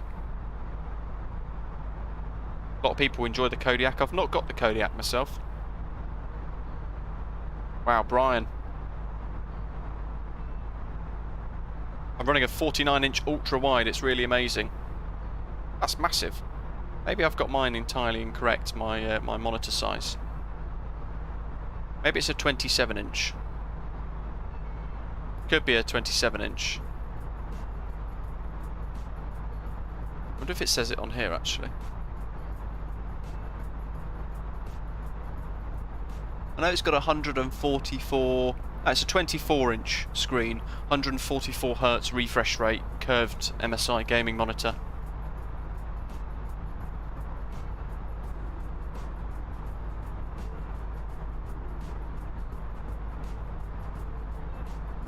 Mark, yeah, so Shoreham by the Sea, I think, is Innie Builds, isn't it? Hey, where?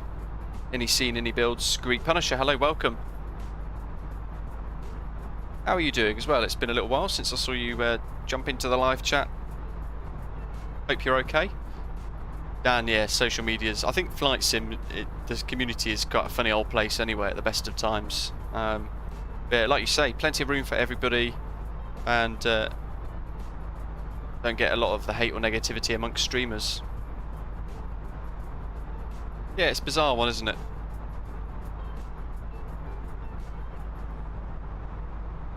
The beauty is, every streamer is different in what they do. Even though the flight sim is the same. Everybody's got a different style and a different way of doing things, and also a different ability level as well. I mean, there's things today that I've been learning as I'm going, thanks to the live chat, so... Looking at my 55-inch TV and thinking how big that 49-inch monitor is, Mark. Yeah, that's a huge monitor for Flight Sim, isn't it? That's pretty awesome.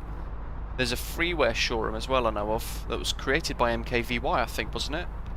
Is it MKVY? I think it was MKVY. The guy who created Gatwick, I'm sure he did a Shoreham airport scenery. Might be entirely wrong with that, though.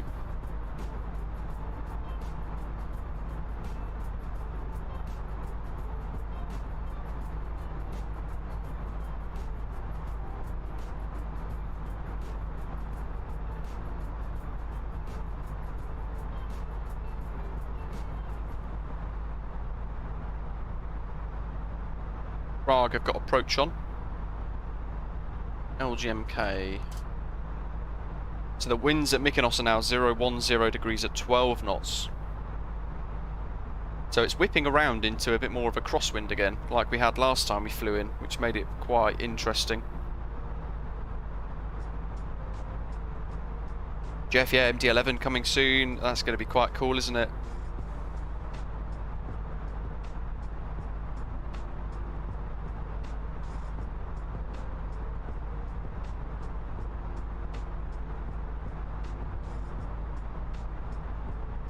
Actually gonna have to spell out who Matt Davies is by being really silly, not knowing who that is. I mean, the only streamers I've sort of really watched pre-MSFS release were Chewy until he started hating on MSFS. Who else was doing a lot of MSFS pre-release stuff? I can't remember. There was someone else that I was watching, and then I watched 320 Sim Pilot. And that's the only time I have really any time to sort of watch any streamers.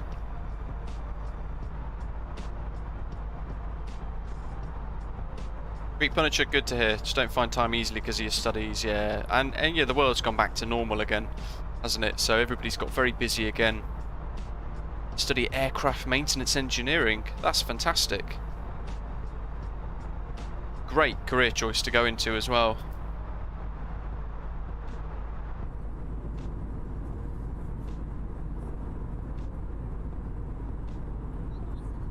That Drawyer was. In fact, yes, he was. Gimme Shelter, hello to you, welcome. Great for you to join us today. David A said auto brake medium, didn't need to backtrack into Mykonos. Yeah, it's a very short runway into Mykonos as well. We can have a little look at the charts. So let's look at Volanta actually for now. There's a couple of our screenshots. I've noticed recently Volanta seems to be a bit bugged. Let's say add new screenshots 4, even though we've added all the ones that we've taken. Which is rather strange, but anyway. There's our flight so far, the little green line. So we hand flew out of Zurich, that's straight line to 2 miles. And then we went left to go and regain this little track. Head back over the Glotten VOR before heading out on the standard instrument departure at DEGES over St. Gallen. In fact, nice little simulation scenery at St. Gallen. And then we've gone over Ljubljana, Slovenia, Banja Luka, Sarajevo actually, is we're going to be heading over there very shortly. Bit of Montenegro, Skopje in North Macedonia, and then over Thessaloniki, Aegean Sea there, like so. Nice little route for us. Osprey 7 Whiskey Alpha flying along in a 787-10. Brilliant. And the only pilot flying along on the route today, actually, by the looks of it.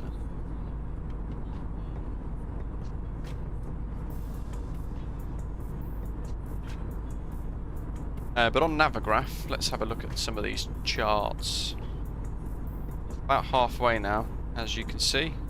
We can clear all of these Zurich charts, we can unpin them because we don't really need them anymore, so let's get rid of them. Declutter Navigraph a little bit.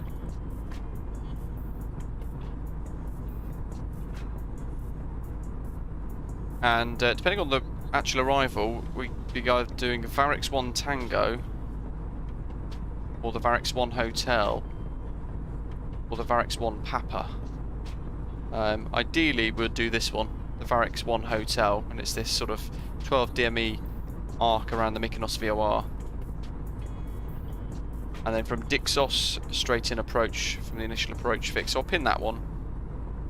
And everything's based upon runway 34 for approach.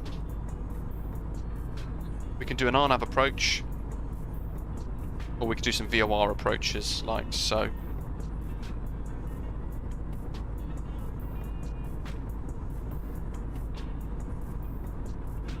But depending on the wind, Aerox. So they're the initial approaches. We need both of those charts for the VOR approach. I know that you've got the missed approach procedure there as well, but if the winds change significantly and it results in a runway change to the southerly runway, is it 16? Not sure. I think it's 04 or something like that. I can't remember. Might be runway 16. In fact, I know what will tell us. Yeah, runway 16, there we go. If the runway changes to runway 16, then we'll be doing a circle to land procedure, which is actually not charted, as you can see on the list on the left-hand side of the screens. So we'll be flying into around about 4 DME on this VOR approach runway 34. Then we're going to break off south if we do the circling approach, and we'll fly a downwind leg, turn the autopilot off, and we'll fly like a base leg and a very short final approach to then touch down on 16. But at the moment we've got a crosswind into runway 34, which will be fine. Mykonos VOR 110.0, and it's a short runway, only 1,902 meters long, and just over the halfway point you've got the 2 taxiways, the central terminal area in the middle of the airfield. Smack bang in the middle of the runway, in fact. with only 7 stands. So when we touch down, if we overshoot Alpha 1, we'll have to go down to the end, backtrack, and go back upon ourselves to then vacate at Alpha 1. If we're quick enough, and we can get slowed quick enough with reverse thrust and medium auto brake, we might be able to vacate Alpha 1.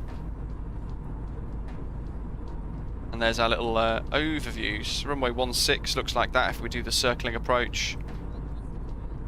There are no straight-in instrument approach procedures to this runway. And runway 34, of course, looks like that, which is where you get the wind shear, because the hills on the right-hand side whip up the wind over the airfield, so it becomes very changeable. Because it's 405 foot above sea level, we've got a lot of rising terrain in a very short space of time on this very short final approach area. So you do get quite a bit of wind shear into Mykonos. Makes it very enjoyable.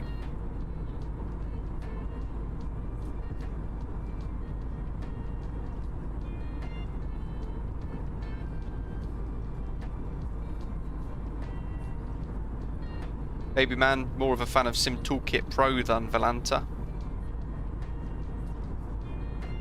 Andrew, it's volanta.app. It's created by Orbex, in fact. But,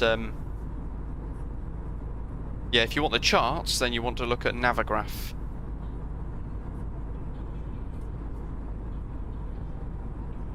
Brian's just dropped a picture of his setup inside Discord in the real-life pictures section. Let's have a little look.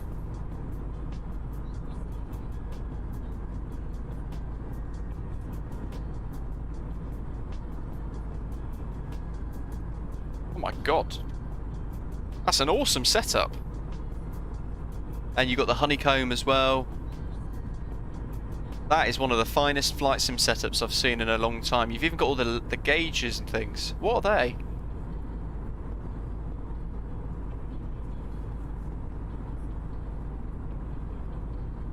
One, two, three, four, you've got 5 different panels, I think I'm counting.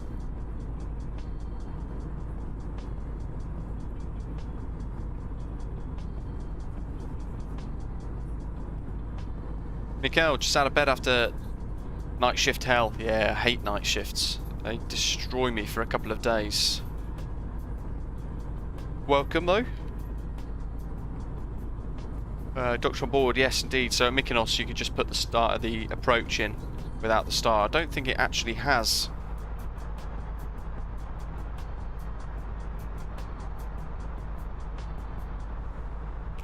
Thinking of it, I don't actually think it has any approaches in. Let's have a look. Arrival. Yeah, so it asks, do you want the VOR or the RNAV or well, yeah, whatever. So I reckon we're going to do the VOR Yankee, because I like doing the VOR approaches every now and again. And was it VARIX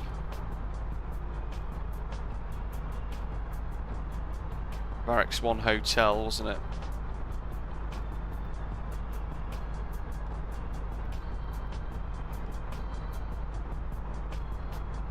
And we're going in via KEA. So, let's get that selected. Doink. You can just click RNAV and it will just select it.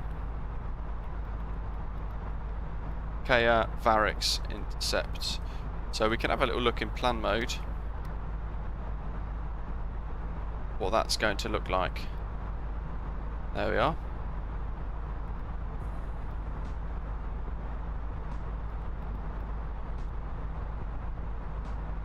Interesting.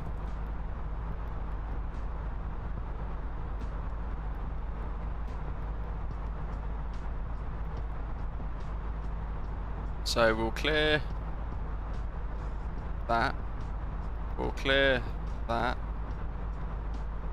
Oops. Clear that.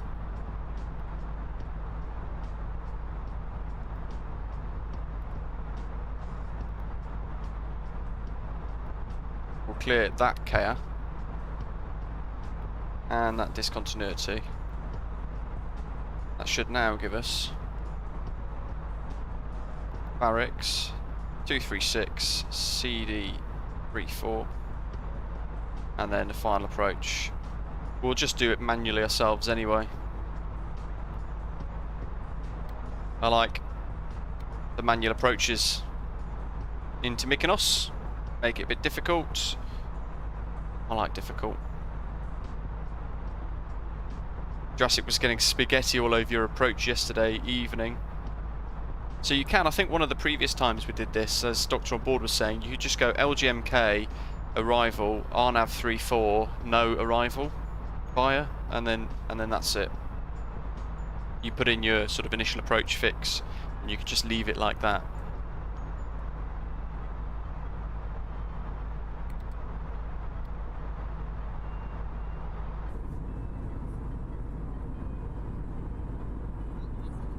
Everybody's jealous of Brian's setup. It's a great setup. It looks fantastic.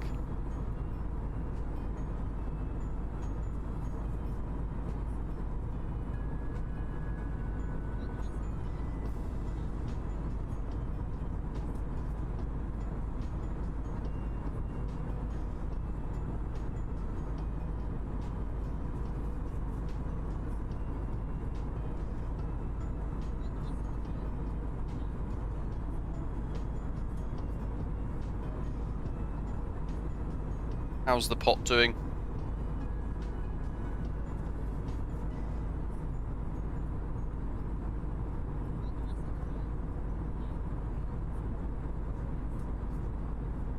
So we're still on £41.48 on the pot to raise money for the Ukrainian Red Cross. So if you do wish to donate to try and help, then you can do so clicking the PayPal link in the pinned message of the live chat. And basically I'll pull all the money together, and then on Saturday this week coming I will send it in like a big bulk payment on behalf of the community, those of you who have donated to the Red Cross, to help those in Ukraine.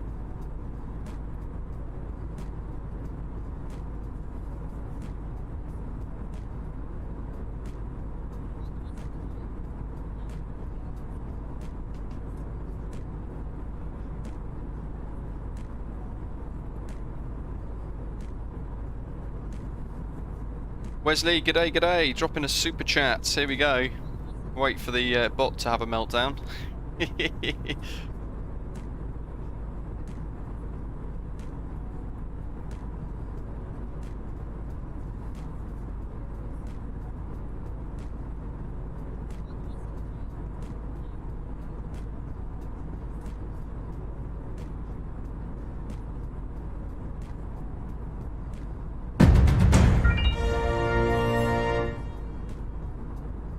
Good day, good day, good day, how are you? Good day, how are you? I'm very well, thanks Wesley. Thanks for dropping a super chat, very kind of you.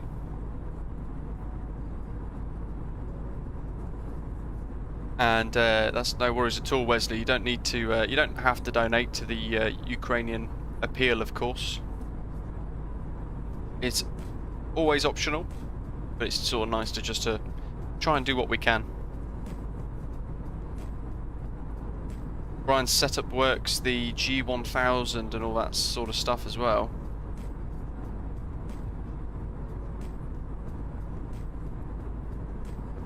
I mean, that's pretty fantastic. It's a huge setup, all the different kits and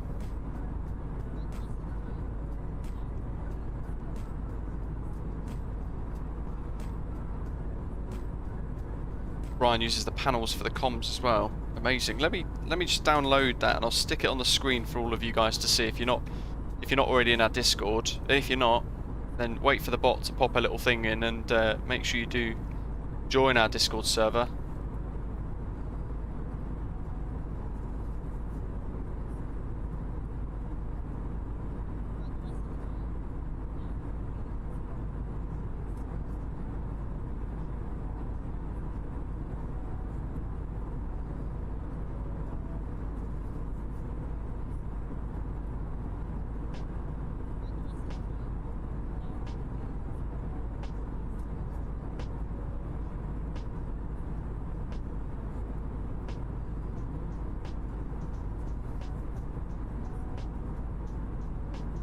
Let's have a look here.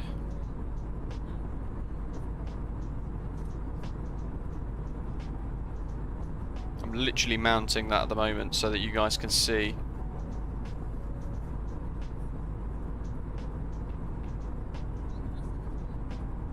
I love it when Streamlabs just turns it on. Good grief. Doesn't ask me when I want to activate it. It would just load it on so you guys can just see this weird stretched of image that doesn't make any sense. Let me resize this bad boy. There you go. This is Brian's setup. Look at that. How mega is that? 3 screens. One of them's an absolute whopper, and he's got about 6 panels going on with the honeycomb setup. It's insane. Very cool.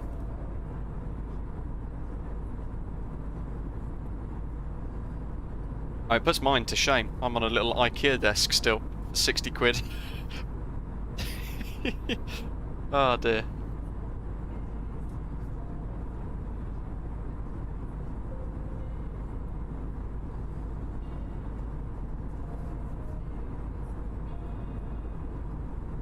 Wesley, that's because you don't have the choice.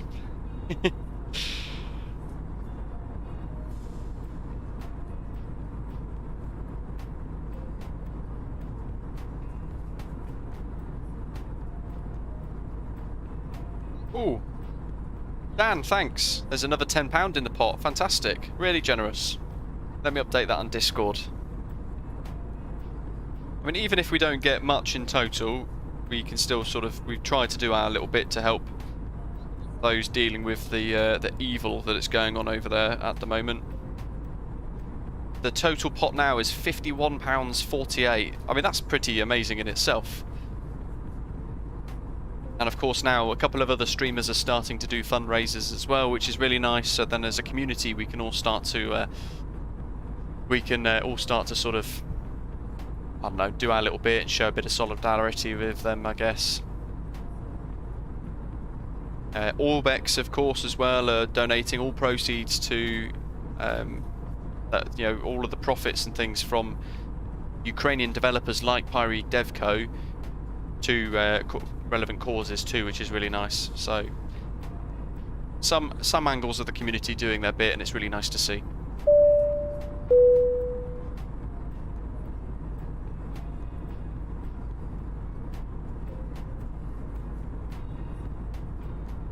Douglas, welcome on board. Thanks for subscribing.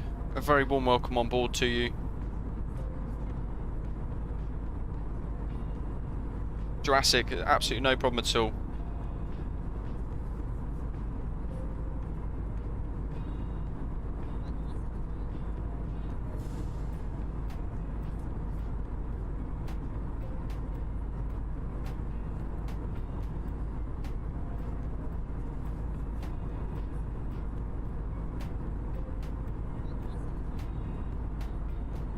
How we do? We're over the halfway point. Let's dive out. Why does drone camera do that? Oh dear. Anyway, I mean, it looks great upside down, but we like to be the right way up. It's so strange. Why does drone camera keep doing that to me? Does anybody know? Or is it just an Asobo thing? I mean, that's just made me dizzy. That's made me feel genuinely quite dizzy. Oh, there you go. There's the horizon.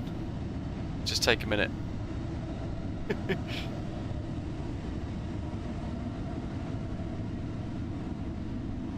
Okay, not dizzy anymore.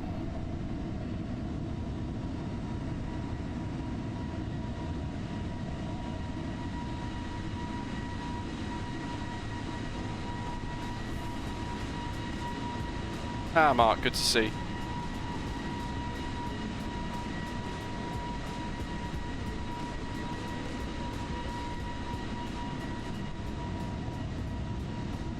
I mean, I've considered other ways of sort of doing the donations and things, but the problem is some of the other things like Super Chat, YouTube take a cut, and I want all the money that gets donated for the cause to go to the relevant people, so...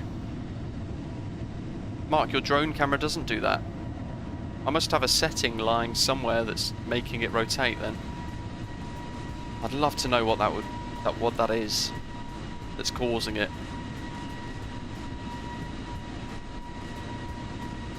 How bizarre.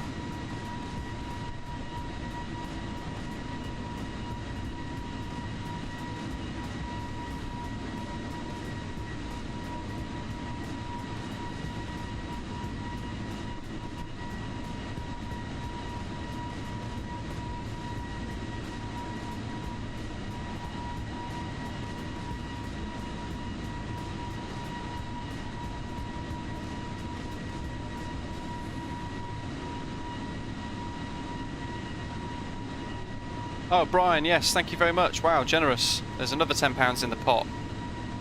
Fantastic. Let me update that on Discord as well. It's amazing.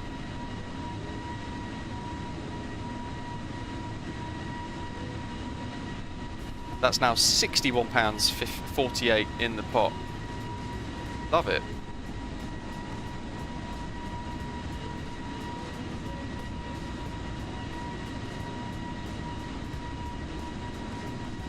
Club Fly with me. Hello, welcome. How are you doing? Dan, do I have a conflicting keybind? Dan's drone camera doesn't do that either. I'm really not sure, to be honest. The thing is, if you're in the cockpit cam, I would have thought that the drone camera is not active, right? Today's MSFS SIM update 8 is due in 80 minutes, Brian says. Oh, fills you with dread, doesn't it, sometimes?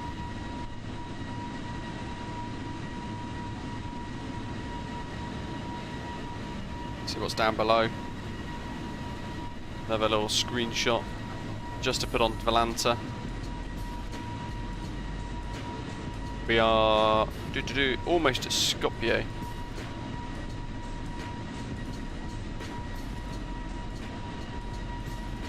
Overflying the city of Prizren at the moment, apparently.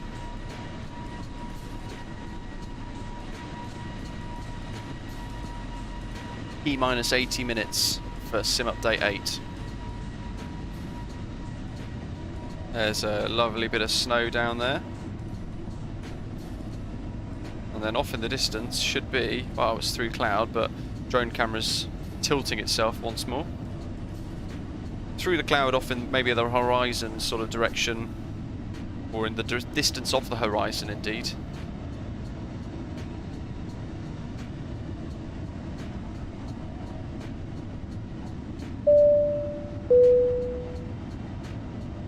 Should be the Aegean Sea in some Greek airspace. Sean Stanley, welcome on board. Thanks for subscribing to the channel.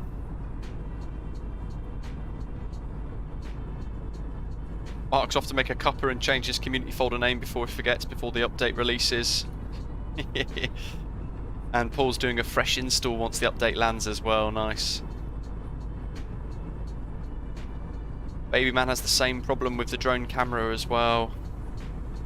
Blue says the drone cam will tilt for everybody eventually because of the Earth's curvature and the movement of the aircraft. What? How come mine went upside down then? Gridderman, in yesterday's stream you switched the camera views while flying. One of the views was from the ground. Is that new? Yeah, so in the last sim update they introduced a runway center point drone camera, I think, isn't it? From memory. So there's like a second drone camera.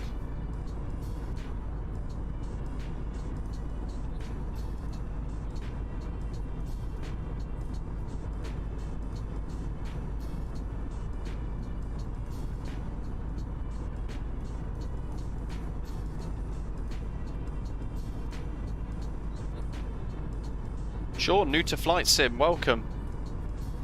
Any ideas on where to start learning in order to start VATSIM? So, I've got quite a few tutorials on the channel inside a VATSIM video tutorial playlist. Let me just find a link for you, like a nice little place to start. Stand by. Almost at 14,000 subscribers as well. We've got 108 to go. Fantastic. In fact, I will get you... Here we go, how about this? So in the live chat, Sean, I'll put the link to the VATSIM tutorials playlist that I've created. And there's loads of different videos, so just have a little look at the playlist and see if any can help. Oh dear, Wesley. Smiley face, thumbs up, 64 very welcome.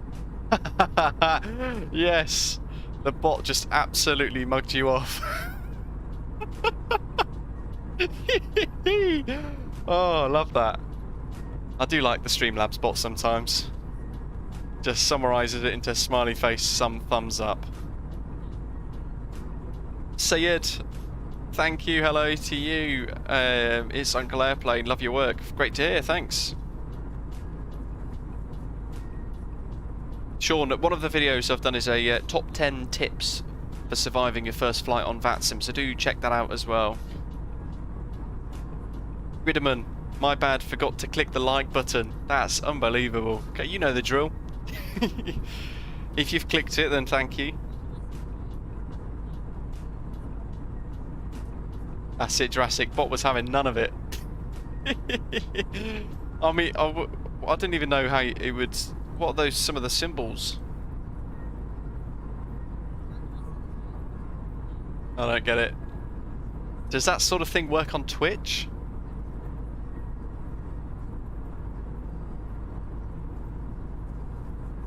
I mean, YouTube displayed it, but the Streamlabs bot had none of it. How strange.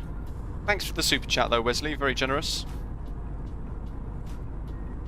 Nice try, should say. What else have we got here? Let's have a look, see. Oh, we've done that side.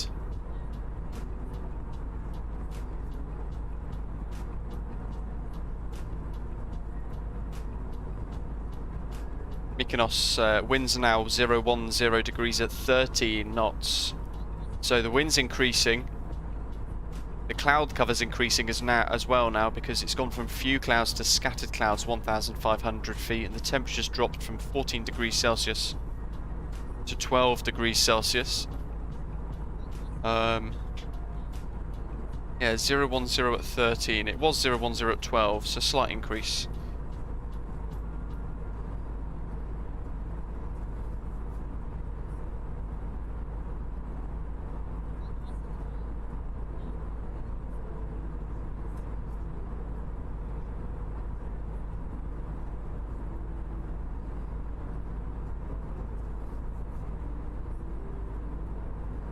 Greek Punisher, there's a Zakynthos scenery by MXI Design, which you've just downloaded and tested just now. It's quite good. Is it payware? Not heard of it. And another coming in a few days by the Terraini Studios folks. They created Samos, didn't they? But there's a really good freeware Samos instead that I quite like. Greek Punisher would like to see us fly to Zakynthos sometime. You know what? Once I've learned how to do the 737, I reckon we can fly into Zakynthos in that, the PMDG 737. That sounds good for MSFS. Or, yeah, unless there's some really nice A320 routes or CLJ routes into Zakynthos, we could do it in a different aircraft. Could be a good challenge for the 737 though.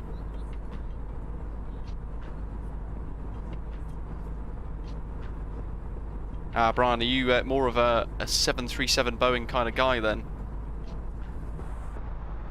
There's not very much to do with the Airbus though. The A320 is just sort of autopilot one on, and if everything's in the MCDU, it flies.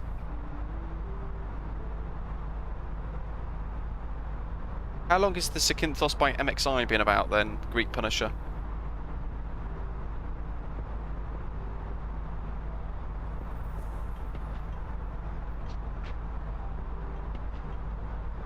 He says as I type it into Google.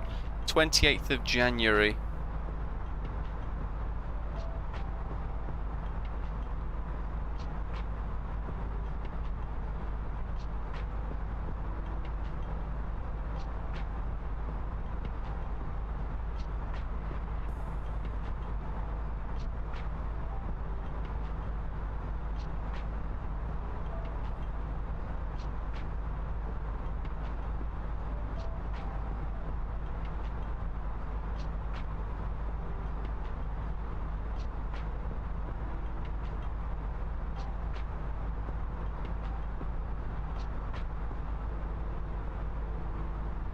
So yeah, very exciting. How long have you been working with them then? What's your username as well? 'Cause I think I'm still in the dev team on Fly-by-Wire.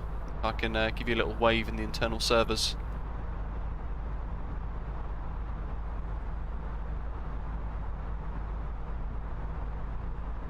Mark, I think I could sum up an answer to your question there by just saying, because Boeing.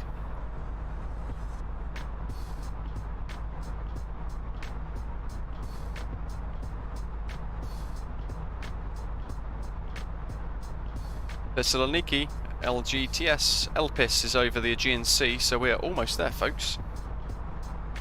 Brian's also got an MCP and an AFIS for the 737. Wow, good grief, you've got one hell of a setup.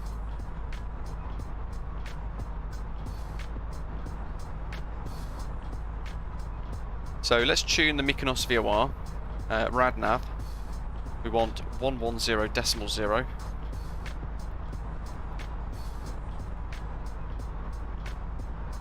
And the Mykonos NDB of 401, we'll put that into ADF2. MKN for the 3-letter code for the Mykonos VOR. I'll put that in as well, just as a boost.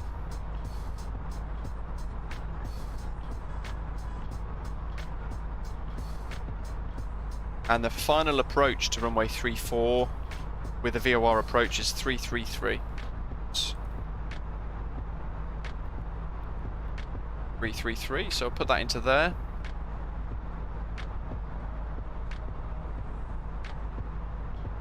Leo, yeah, I think you get more out of having more control over the, yeah, if there's more things to manage. I think that's probably partly the reason why I love the Aerosoft CRJ so much, because there's so much to do with the aeroplane, there's so much to manage on the aircraft, that I feel like when you get from A to B and you shut down the aircraft on the other side of the flight, you get a lot of I think you get a lot of I think it's quite a rewarding experience, isn't it? You get a lot back from the add-on. Said, yes, you did say actually, didn't you, in Claire Plane? Oh no, Wesley. Attempt number 3. What do we reckon? Is it going to say it? I'm 50-50. It said some big words before, but then I think that's just... If you'd have put a space next to microscopics and volcaniosis, it might have read out. Here we go, we'll find out. New mono ultra microscopic silico volcanoconiosis, smiley face, angry face. It said it! Wesley, thank you very much for the super chat. Attempt number 3. Streamlabs bot smashed it.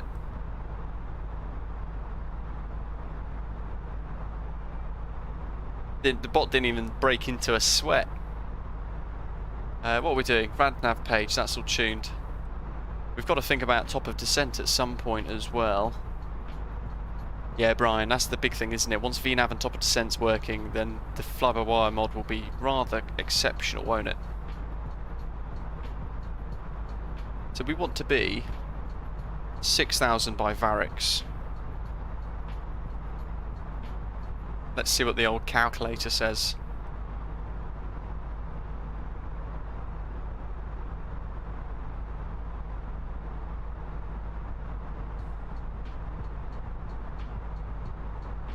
$100 miles.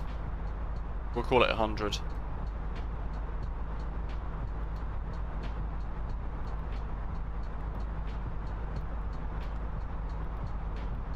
So in lieu of a top of descent marker, I'll put a fixed ring of 100 miles in from VARIX, and there we go. When we hit that blue line, that's our top of descent.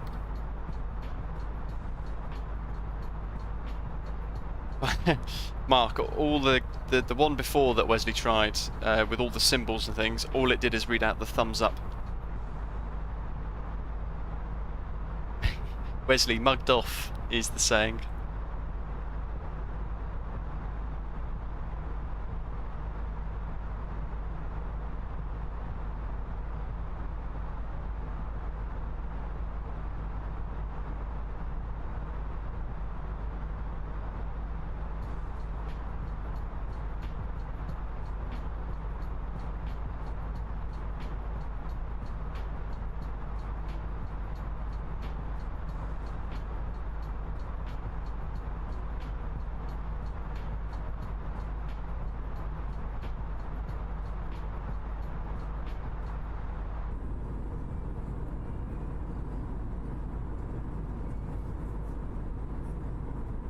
Yes, indeed, Mark. Had a bit for the tailwind. Good point, actually.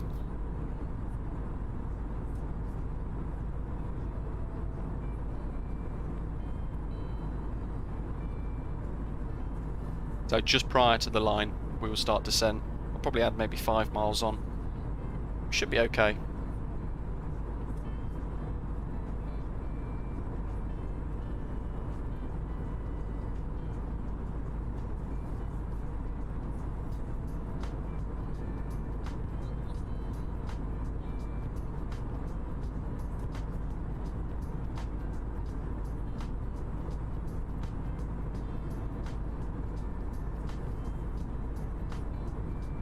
Gridman, I ask myself the same question every time I see a super chat by Wesley. It's got to be like 3 words combined into one though, right?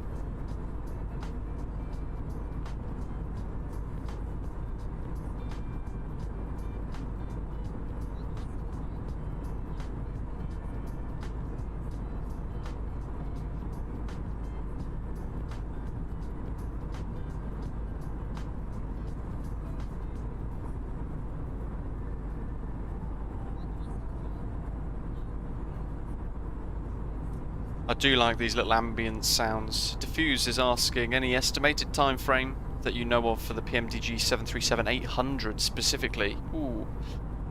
But they've said their sort of their time frames for things, the way their release schedules tend to try and work, is that they're sort of, it's a beta period of about 6 weeks, and then the package gets released.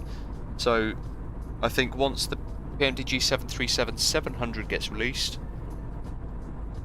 and I think we're going to be anticipating that in maybe 2 weeks from now, maybe even next week. That'd be great. Yeah, but 1 to 2 weeks from now, at a guess, I think then we can expect the 800 variant package to be released 6 weeks later. So yeah, fingers crossed anyway, they all come quite quickly. And of course then we've got, towards the end of the year, we've got the long haul twin aisles from PMDG that we can look forward to as well. The PMDG 777 is going to be insane. That's going to be really one to watch. Mark's watched the downfall, the problem with Boeing on Netflix the other night. It was shocking how they tried to blame the pilots and cover it up. Yeah, it's remarkable, isn't it? James is asking, is the Phoenix A320 in beta? It is indeed, yes. I'm not in it. I don't know anybody that is actually, but I think from what I understand, maybe 320 Sim Pilot and a couple of others are inside the beta. Katie Pilot on Twitch as well. She's on the alpha team, or the sort of the development team, so she's been in it.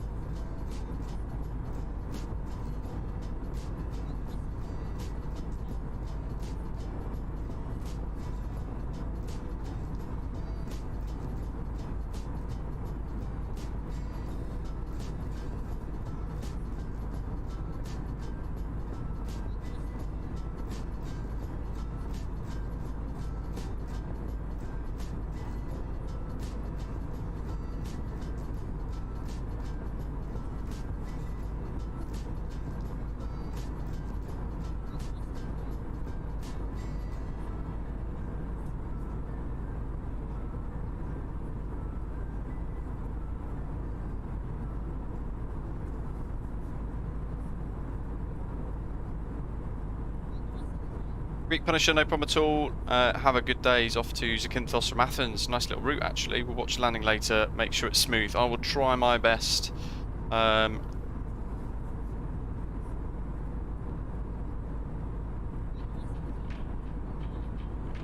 I think so, yes, but interestingly, he's not a real A320 pilot, so it'd be nice to get involved if I can somehow.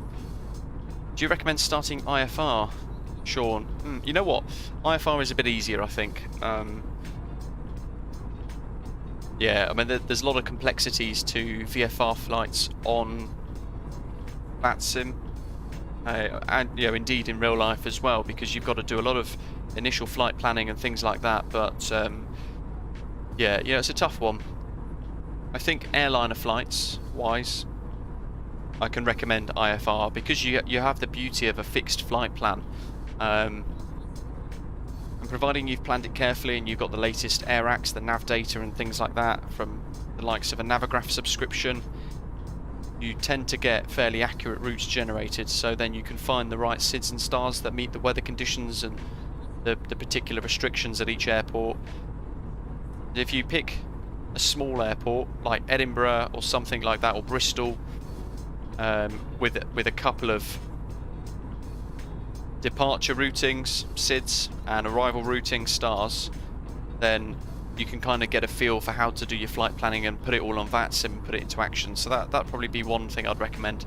Willie Canuck, hello to you, welcome on board, I hope you're well. Blue, isn't this just relaxing? It's always the aim.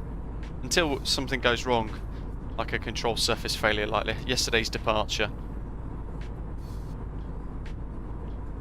Any guesses on the price of the MSFS PMDG 737?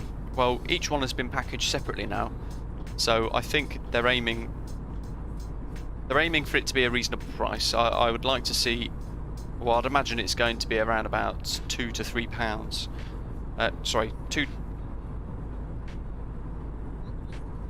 I'd like to think it's going to be around about £50 to £60. Who knows? We'll find out in a few weeks, I'm sure.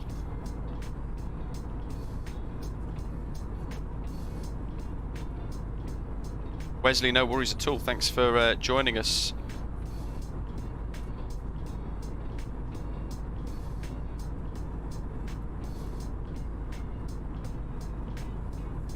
Thanks for your super chats as well, and good night.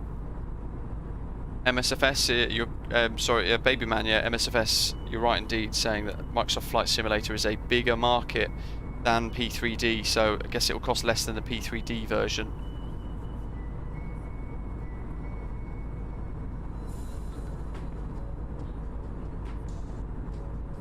Jurassic, £2 to £3. Yeah, I didn't mean £2 to £3.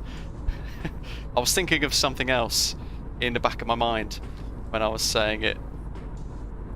Don't start that rumour. I'll get in trouble.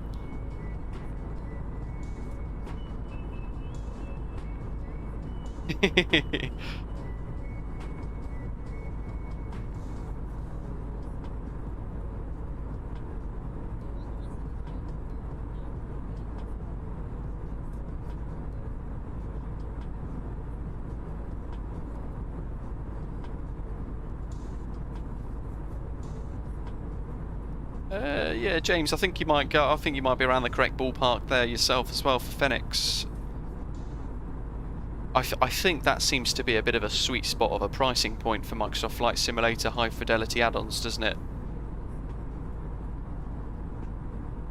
I think long gone are the days where a developer can say, you know what, give us £120 for this aeroplane, because a lot of people would be like, you know what, absolutely not.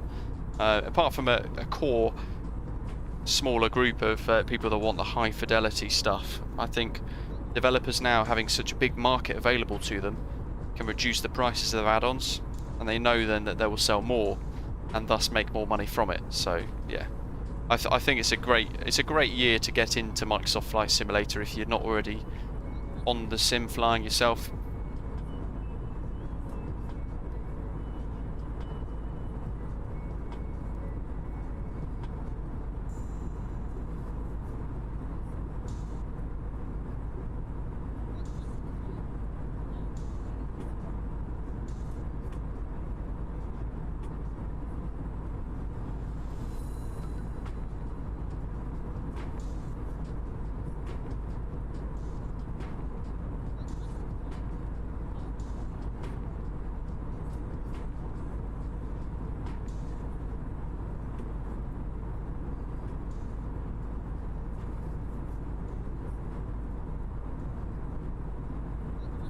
Matai, where is the winner to the Heathrow giveaway listed? So we put it on Discord the other day. Both winners. It was a guy called Alex and Chaz as well. The two winners both have claimed and are enjoying their Iniscenes Heathrow Airport. But thanks to everybody who entered that giveaway. If you are tuning in as well, thinking when's the next giveaway, what's it going to be, then this coming weekend, Saturday or Sunday, I've not decided which one I can stream or yet, or if indeed I can do both days for streaming. But we're going to be giving away 2 copies of the new Rex Toronto Pearson scenery for Microsoft Flight Simulator Live to 2 winners as well. So keep your eye out for that. I'm going to be looking forward to drawing that throughout a live stream over the next weekend. We're just putting together a sweet little route for people to join us on, perhaps, so we can do a nice CRJ route with Toronto involved. James, would you say the Phoenix A320 is going to be the most detailed Airbus made for the Sims? I think you might be onto something. I think you might be right. I think Phoenix Simulations are a very knowledgeable, capable team. From what we understand from reading their website with their blog updates, the development updates that we get, and the support, the FAQs in the server, they've had real pilots assist with the creation of the add-on as well, Katie, for example. So yeah, I think it's going to be massive. I probably, like you saying there, it could very well be the most realistic Airbus made for a simulator to date. Diffuse is asking, what is the best UK airport scenery? Oh, it's a really hard question to answer, to be honest. Really difficult to answer. There's quite a lot of fantastic options. We've got Hyrig Devco's Edinburgh and Glasgow. We've got Maka Simulations Manchester, Maka Simulations Birmingham, Pilot Plus Bristol, Builds, or the Origami Studios Gatwick as well. That's a remarkably good bit of scenery too. Yeah, I think it's too tough to call, to be honest. James is saying the new Heathrow from Builds is fantastic. I probably wouldn't put it in my top 10, to be honest, but I do really like the London Heathrow from Builds. Ooh, hello, we've got a bit of TCAS. Oh, it's towards as well. Stand by. Towards very quickly at speed.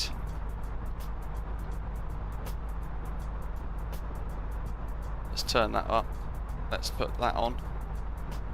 What do we reckon, folks?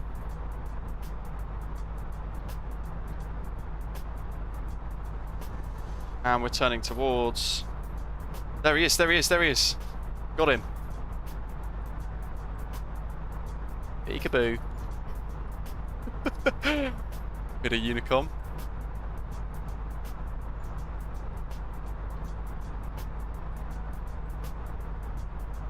My god, this looks close. Somebody actively targeting us.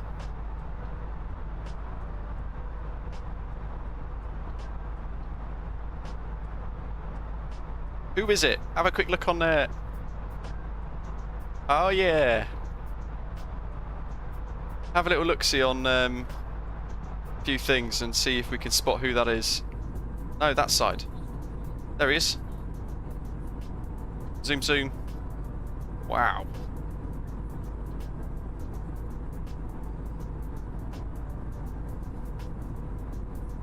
Love it when it's like that. Makes it realistic. According to Volanta, that was lot 8217, a Boeing 737 up to Warsaw.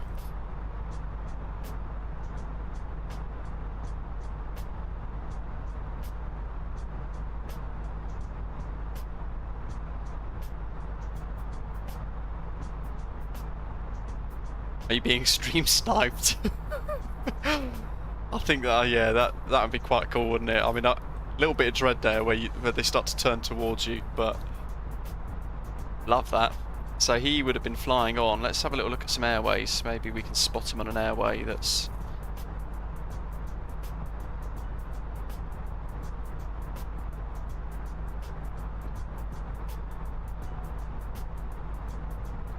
Blue, loving that. Hopefully you saw him, Aaron. There you go, Aaron saying, would that be a dangerous situation in real life? No, you know, bizarrely, he would have been about 2 miles or a mile to the right hand side of us, flying 1,000 foot above in the opposite direction, so he's still in our airway, if you like, flying the opposite direction, so we were never in conflict. You get a lot of that in Europe, actually, especially when you're flying across sort of Swiss airspace. There's a lot of congested airways that all cross over each other, and you can see a lot of the time aircraft zipping past.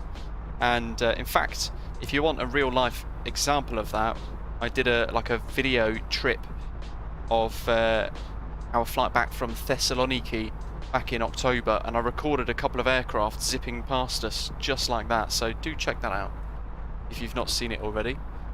10 miles to top of descent, so I think it's top of descent now, because we've got that, well, we did have a tailwind. It's now a absolute whopper of a 70 knot crosswind. We're at odds, we'll do 110 for now. We'll see what Guan.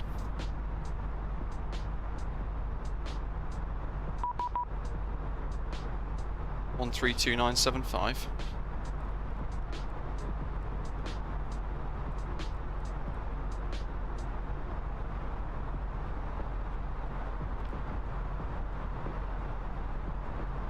I was just about to say, do we need to speak to Athens radar? From the flight deck, ladies and gentlemen, as you may have noticed, Athens arrival, good afternoon. Edelweiss 55 Quebec, just beginning descent, flight level 360, inbound MEDUX. Edelweiss 53 Quebec, good afternoon, radar contact at flight level 360, continue descent flight level 230 and proceed direct to VARIX. Continue descent, flight level 230 and direct VARIX, Edelweiss 55 Quebec, good afternoon.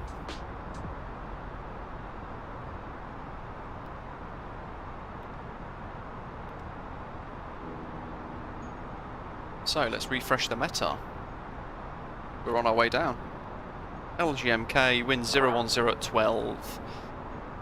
So Perth.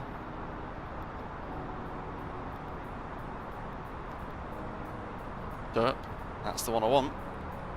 QNH 1017.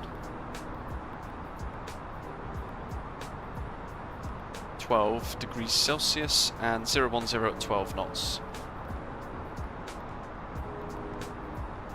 That should be interesting. Minimums for the Barrow. We want VOI Yankee 1,200 feet. And the height is 811 if we were going to use height, but we're not. All flaps for the approach as well. Agent 61, wind 0 to 0 degrees, 11 knots, clear to land runway 0 to right. Clear to land 0 to right, Agent 61.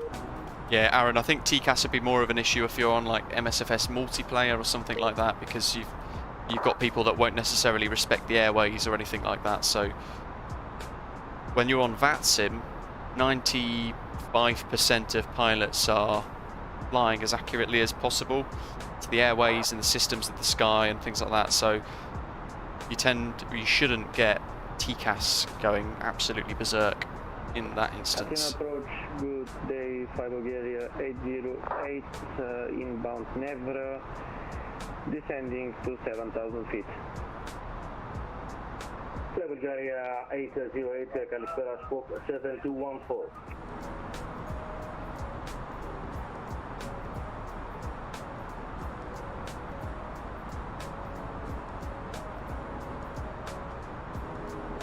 Bulgaria 808. 7214 on the box, Bulgaria 808. 808 radar contact, counting descent flight level 120, vectoring LS Zulu runway 03 right, and maintain pressure settings. Copy descending 120 and expecting vectors for ILS runway 030 approach 03 right, 508. Look at that for a crosswind now. 53 Quebec, continue descent flight level 140.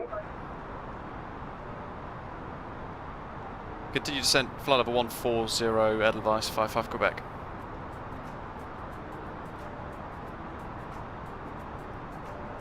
.017 wasn't it? So let's get that set.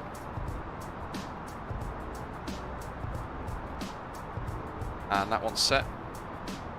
We've set that one, flight plan's on, we can turn the VOR on. 808, then right heading 200. There's Athens. 200 to the right, 508. Down we go. .com boards with our performance data for the go around, thank you.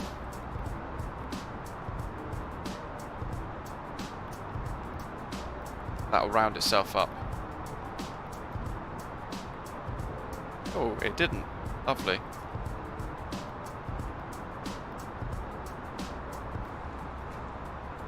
Baby man, sadly no. I did message them to say when AIG went down, I was like, now is your opportunity.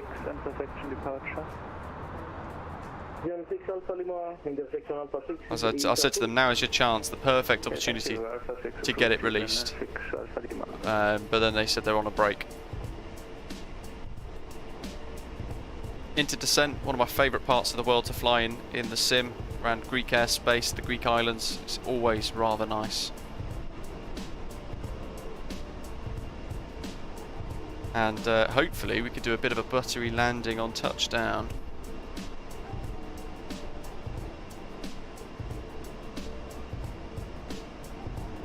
I'll show you Balanta, you'll be able to... There you go, you can see the shortcut we've been given. Straight across the bow.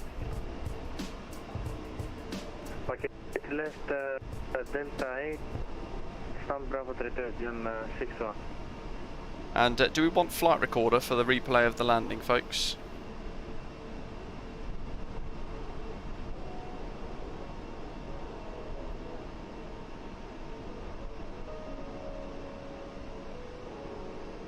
Area 808, continue descent to altitude 8,000 feet, and it's 1019er high speed approved. 8,1019er and thank you, high speed approved, 508. Yeah, Dan, it's very much that way, isn't it now? 82 knots, well that big crosswind now is starting to turn into a tailwind, which is going to push us towards VARIX quite quickly. Quite turbulent now as well. And we'll be going into a bit of IMC through all the cloud.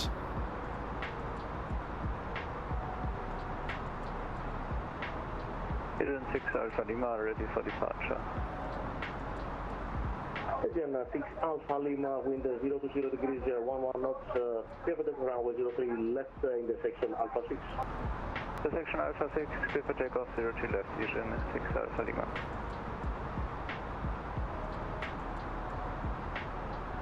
Rohit, hello.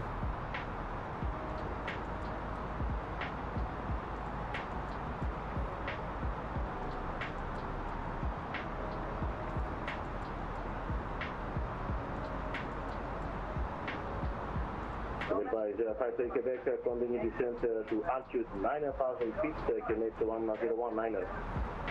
How are you doing, Rohit? Hopefully you're okay. Ant, hello to you as well. We are on VATSIM today.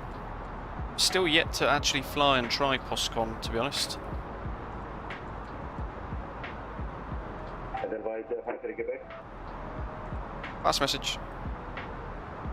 9,000 feet, QNH 1019er.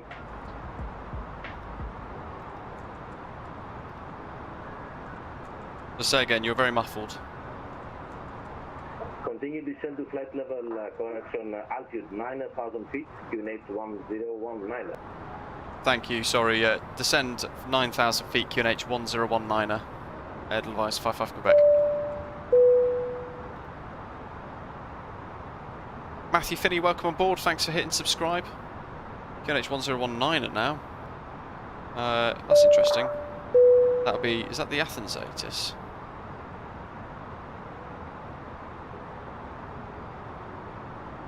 Yeah, so he's giving me the Athens ATIS, but that's fine.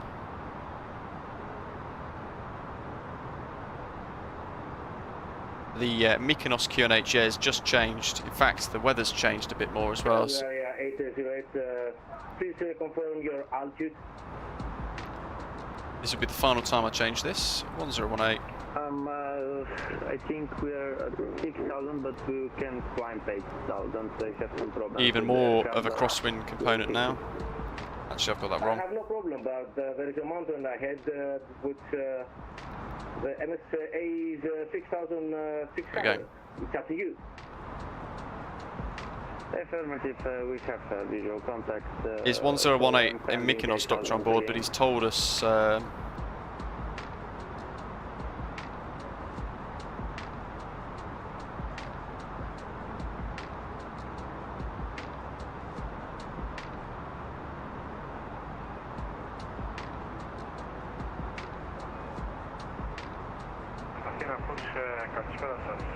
Aegean 1247, with CFS level 230.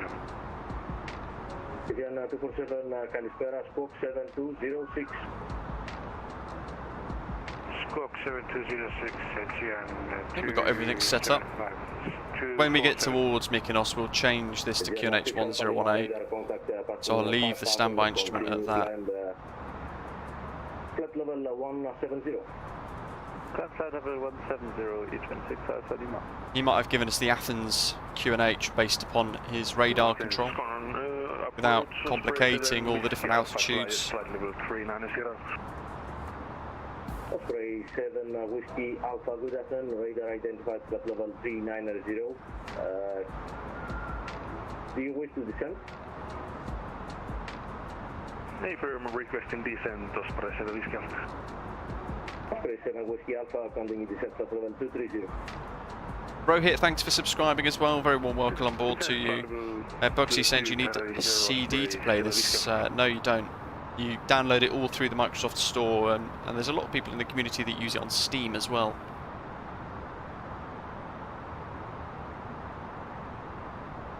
Bulgaria 808, maintain 6,000 and then right heading 220.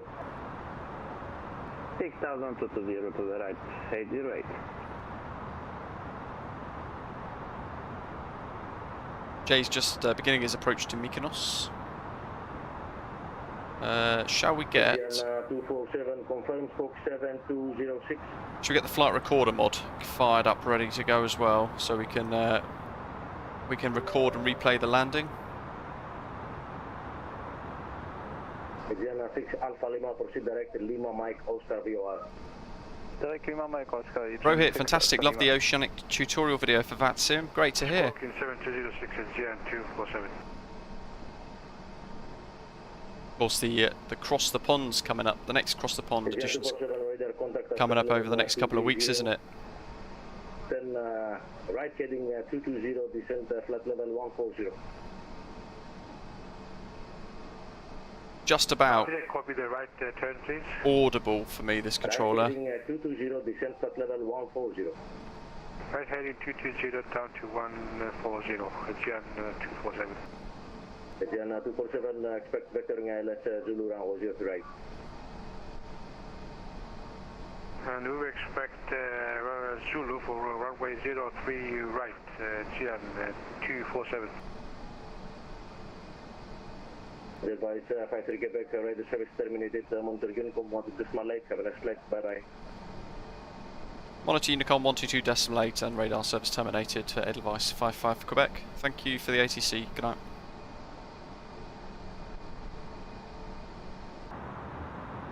You should always read back that radar service is terminated, so that they know that you have acknowledged the fact that you know that you're basically making your own decisions again.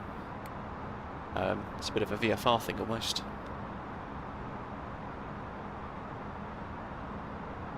There we go, so we'll get back to 1018. 15 miles to VARIX.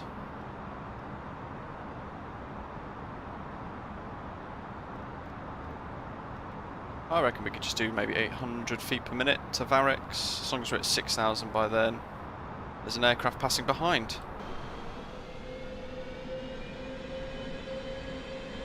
Above or below?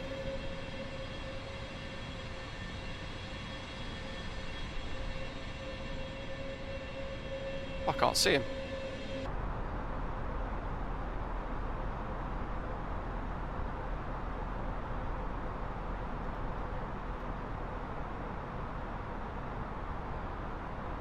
Get my charts up for the VARIX 1 hotel arrival, just to check for any speed constraints or anything like that.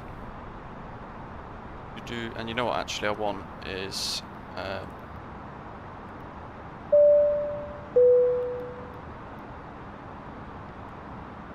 Mykonos. 12 DME. There we go. So there's our little 12 DME arc. Kid here, welcome on board. Thanks for hitting subscribe. Welcome to the channel.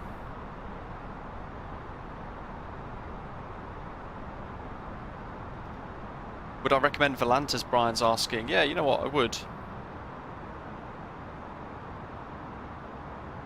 I quite like it. I quite like the ability to add screenshots and things as well. So, you know, it's quite nice to sort of record everything as we go. Tom Ninecker Victor. Ah, didn't see them. I guess because it's a minute or 2 minutes delayed, isn't it, that we'd probably end up losing sight of him quite quickly. Well, when we see it on Volanta, potentially, he's already gone past. So our next step down is going to be to 3,500. Do you know what altitude is at, Mark? It is about 2 o'clock. Can't see him.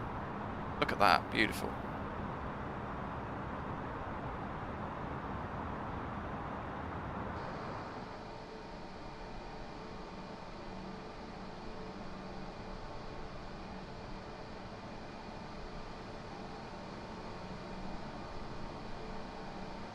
Is that Skiros down below?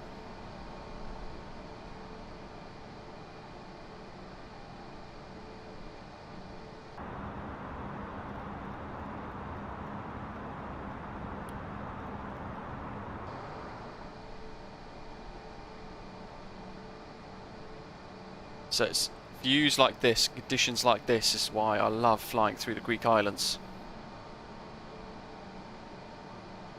Oh, he's at cruising altitude, yeah, we won't see him.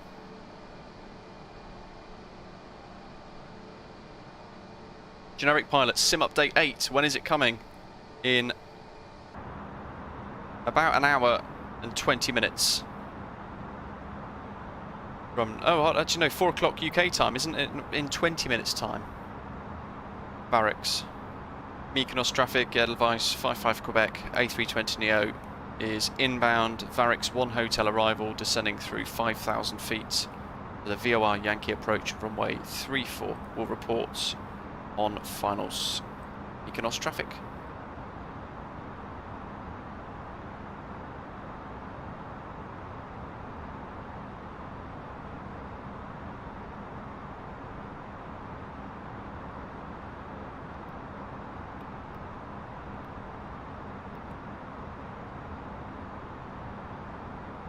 You know what I forgot? Landing lights. Flight attendants, please prepare for landing. Got the belts on though. Oh well, it's daylight hours. Nobody dies.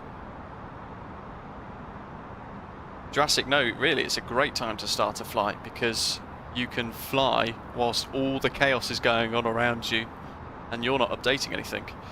Medium auto brake. Ground spoilers armed.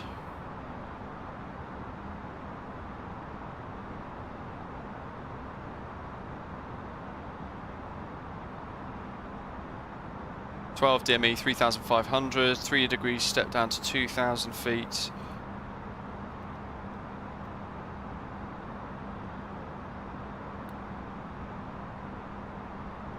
We're flying this ever so smooth 12 DME arc at the moment. God, Jeff, imagine if that was the case with updates, where all of a sudden you just get This sim needs to be updated.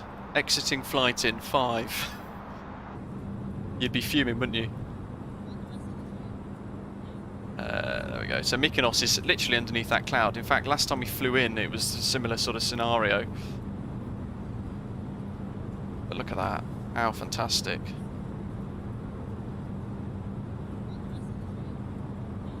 Let's start the flight recorder.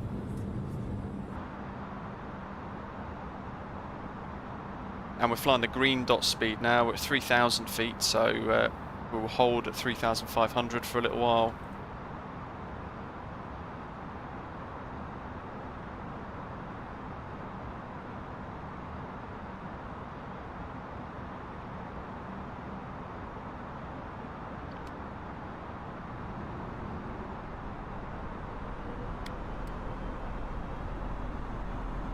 Here we've got a yeah, we've got a 2070 Super, so not too far off yourselves what you've got.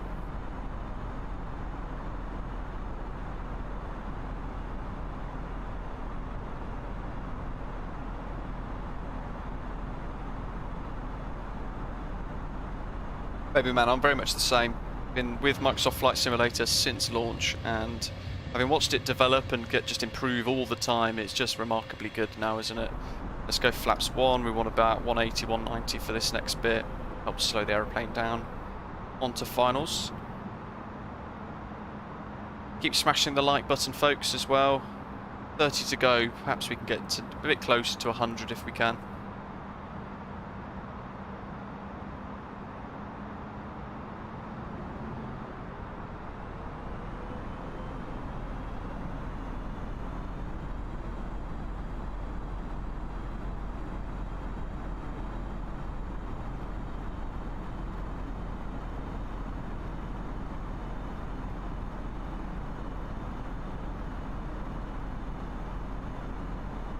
KOGAT bringing a 787 into Mykonos. Now that we have to watch. It can't even fit, can it, in real life? It just can't land, and it's a 787-10 as well. Brilliant. How far is he behind? About 5 minutes? And what do you reckon, guys? What are we going for the landing rate estimates? Pop it in the live chat. Put your best guess for our foot per minute rating in.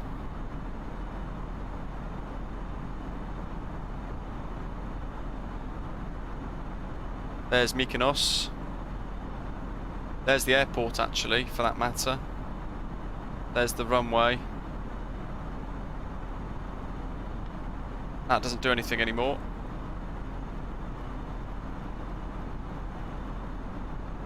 But we can begin to turn. I might step down to 2.5.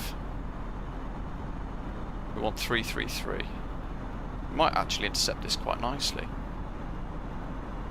We'll set 333 for now and just see what happens. Okay, a bit too sharp on the turn. 355. Do 2,100. Oh, somebody definitely needs to keep an eye on all of these guesses and see who's most accurate.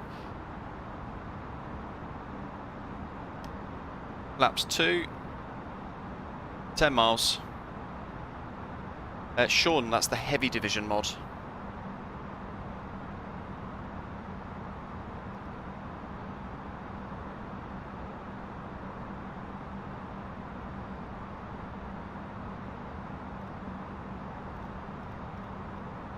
Mykonos traffic, Edelweiss 55 Quebec is 8 mile finals, runway 34.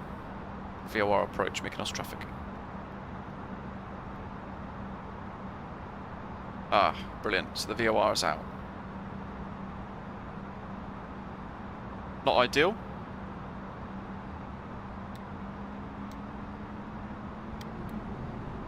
Whiteout. Holy moly.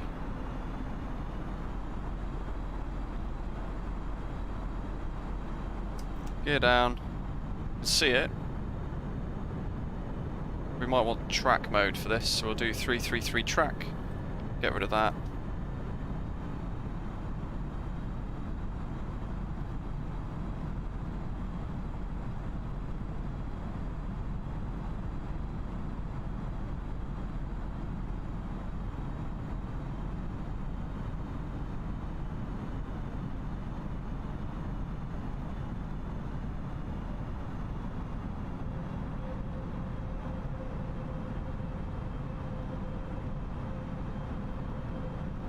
Holy moly, it's really off, isn't it? Final corrections, flaps 3. Might come off this rate of descent too.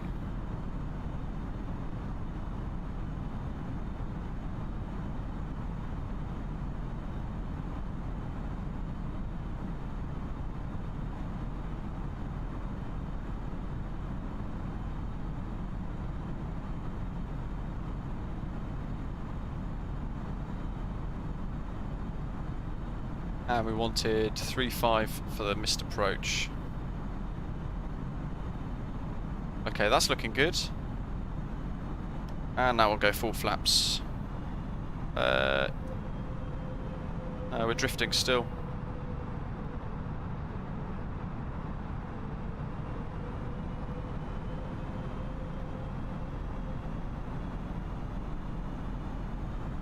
You know what? Ground spoilers on, full flaps, geared down, locked. Let's just fly her in. We've got visual anyway, so let's, it's 2 red, 2 white. Let's get the nose down, ever so gently. And we want 3 degrees, about 800 or so foot per minute. What's our ground speed? 127. So 637 or so foot per minute. We'll call it 700 foot per minute. That's what we want. 100 above. And we've got a crosswind. We're at minimum, so we'll continue. We're sort of stable. We're visual. Even if the wind is a bit choppy, actually, for us. But this is Mykonos, and we love it.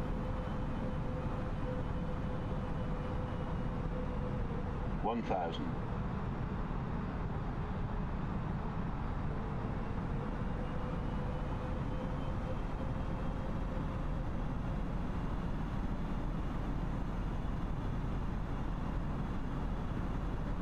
500.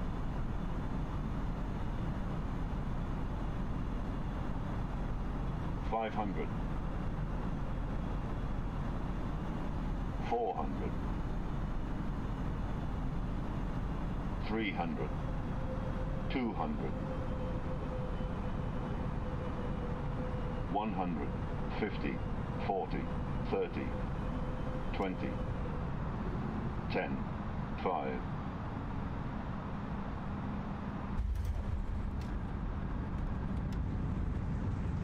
148 foot per minute.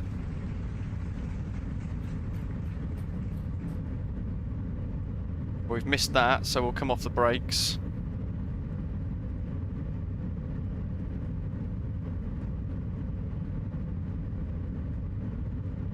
Could have been. Love it. And we'll reverse idle for a little while. There we go. Back to normal for our power setting. Mykonos traffic, Edelweiss 55 Quebec, backtrack, runway 34, or report vacated, Mykonos traffic.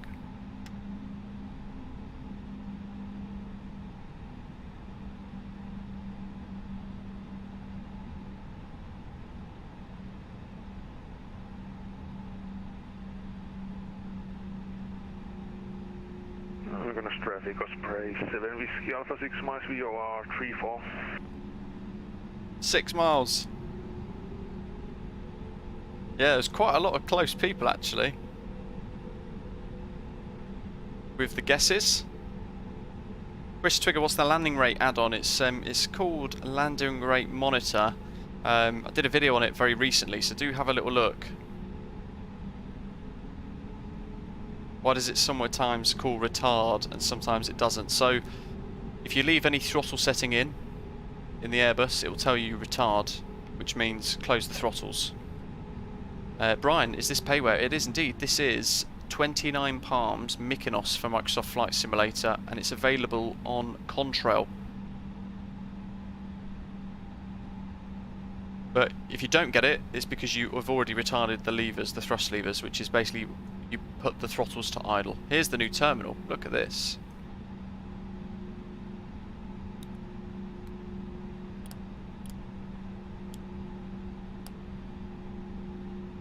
And Mykonos traffic, Edelweiss 55 Quebec, runway vacated. Disarm the spoilers. We've got to see Coco Lada's approach. Mykonos traffic, Osprey 7 Whiskey Alpha, final 3 Fox.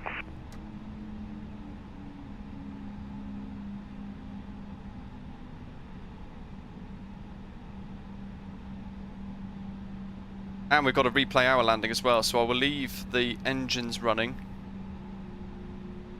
for us to get a replay. I'm trying to park quick so we can... Come on. The heck?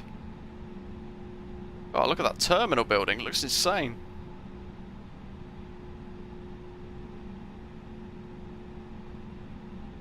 That'll do. Drone cam.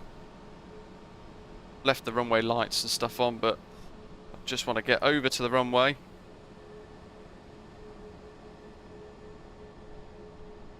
Here's Coco Lada in a 787-10.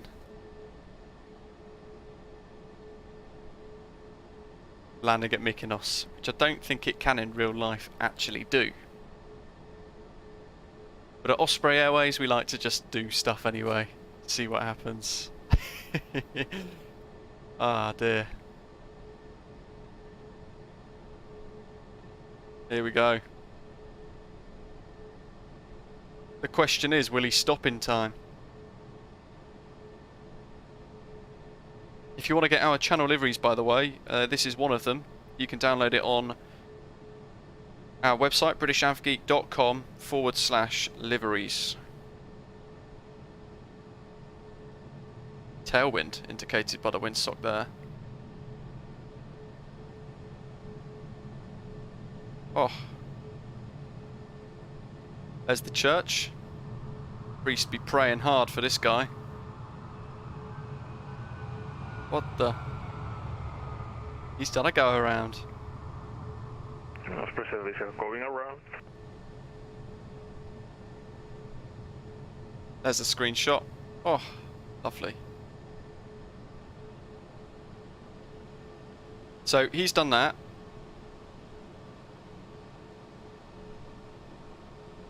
Let's hit replay.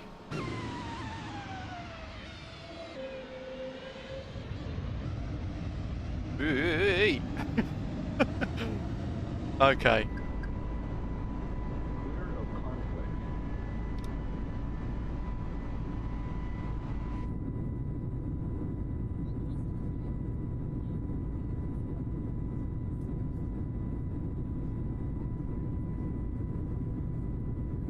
Here we go. Look at that sunset as well.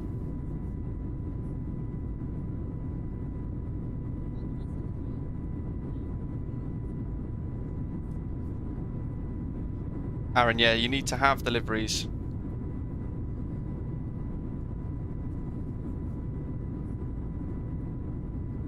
So at this point we'd turned the autopilot off and we were flying this ourselves on final approach because the VOR discrepancies.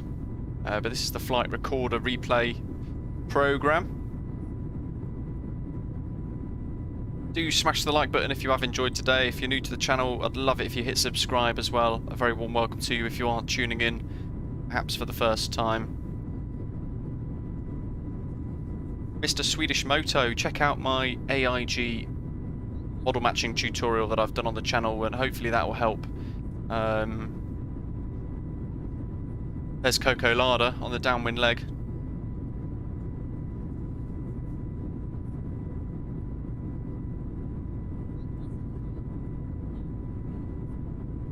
Look at that, that's stunning, isn't it? Absolutely remarkable.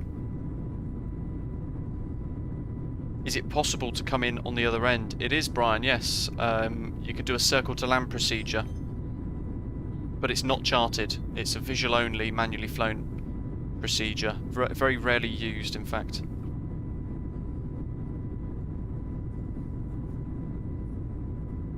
That's so nice, look at that. There's a screenshot and a half.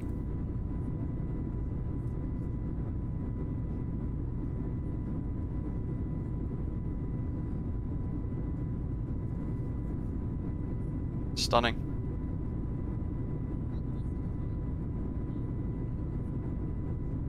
any second now, the train's going to come up to meet us, and we'll be touching down. I think it's our smoothest landing yet into Mykonos as well.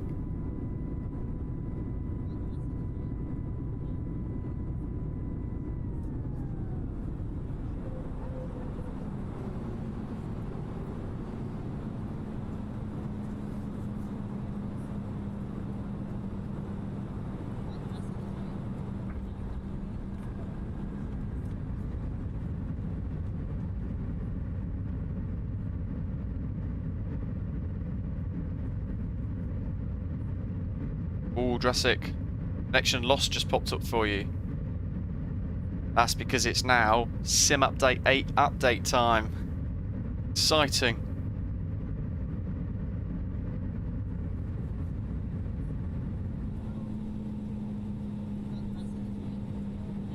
Okay. Right, let's vacate, because I don't know if...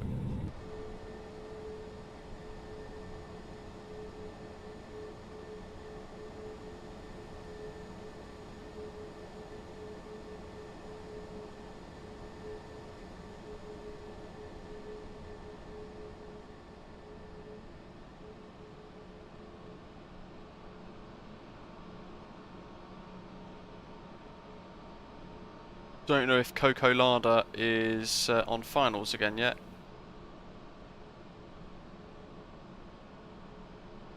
Jesus, I think he is. Pause replay. Just quickly get in and park up. Here he is.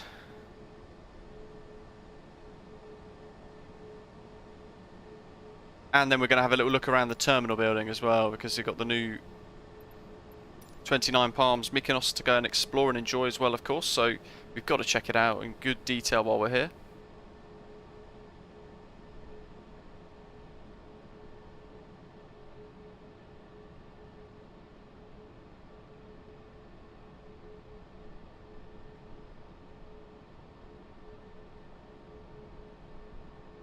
What do you reckon? Is he going to be successful this time round?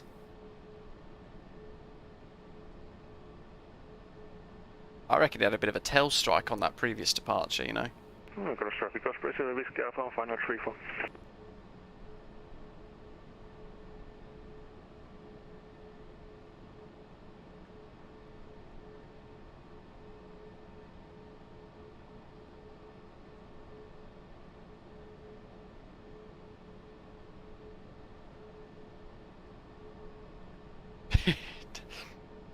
He's looking okay actually, I think.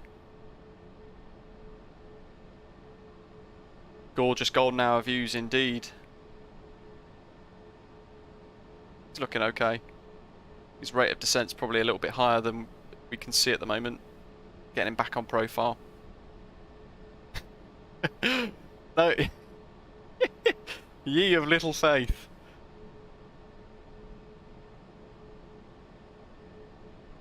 See, now he's looking almost a little bit low.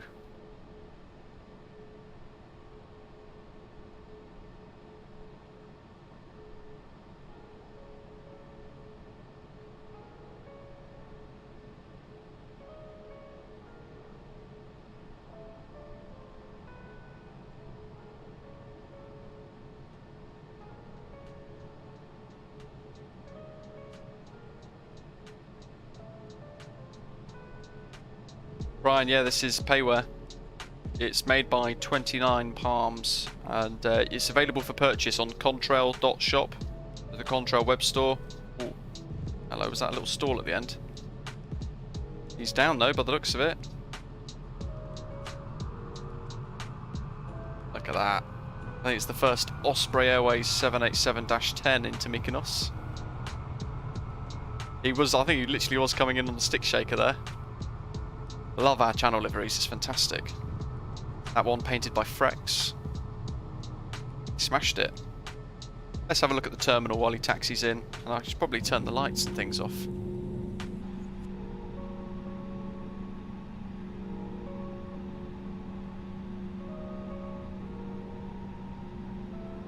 Brake. It's not retracted the flaps and things, even though I remembered to do that before I shut it all down.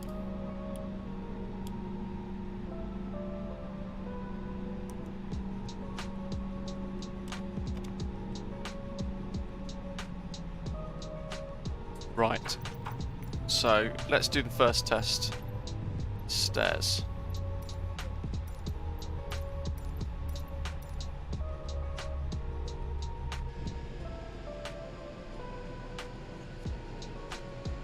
We've got any catering trucks and things. I mean, we're pretty much on the line.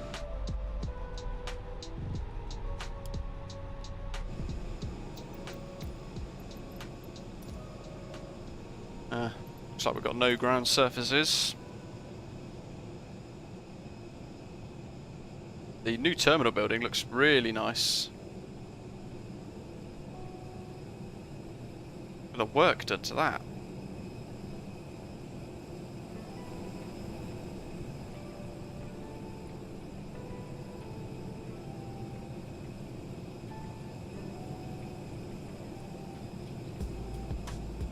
Ian.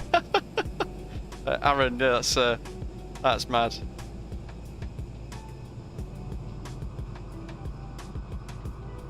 So it's going to be a very dirty cockpit now.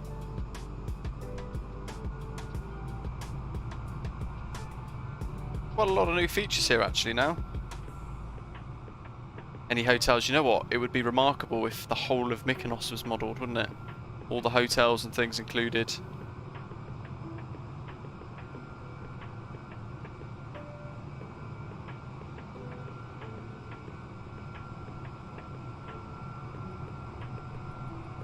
Very nice. It's a small little airport, of course. There's the Osprey. Oh, great livery.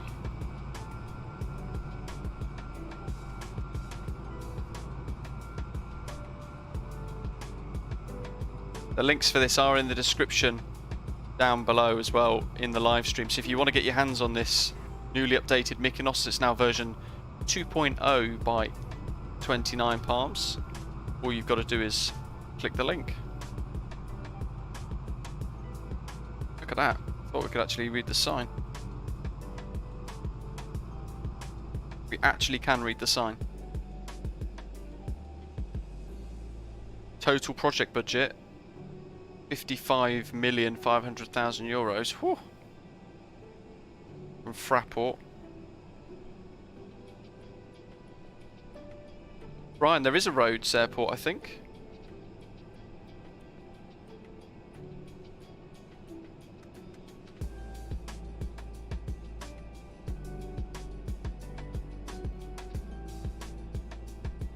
That looks like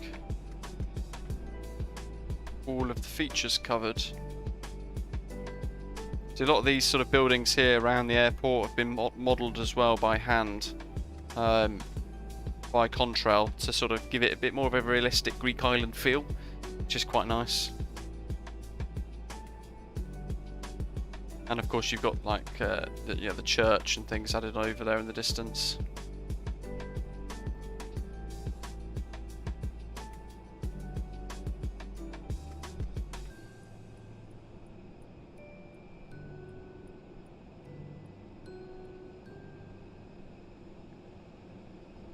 What do you guys think of the scenery? It's nice, right? Peekaboo, what's in here? Look at that. There's the baggage reclaim section.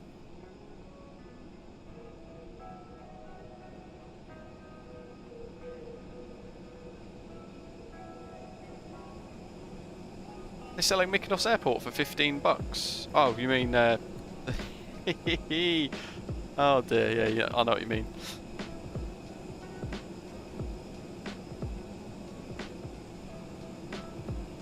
Poseidon, is it in the CRJ by any chance? Apparently there's a bit of an ILS problem with the Iniscene Heathrow with the CRJ they're looking into. Dan, sensitivity settings. Yes, thank you. So, control options. This is for my T-Flight rudder pedals. There you go. So I've got this nice, smooth, sluggish looking sort of rudder pedal setup. So it means I can be quick on left and rights, but also I can make very small adjustments if I want to. But there you are. And then for the VelocityOne yoke, they're my sensitivity settings. So Little bit of a dead zone in the middle, but actually there's a spring in it that makes it quite nice. And then elevator as well, which has got a centrally loaded spring with a bit of resistance on it too. So I've got a small dead zone for those, as you can see. And then you've got the Z-axis, which should be left and right brakes, but I don't use them. That. And there's the throttle settings.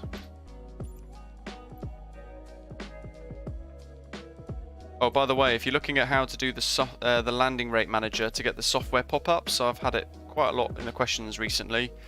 You go to assistance options, notification, software tips on, and then you'll get the landing rate pop up on the screen like we did on touchdown here today. But there we go, beautiful Mykonos as always. Oh, look at that, now we can see the night textures from Contrail. All the lights are going on in the airport. Oh, now look at that.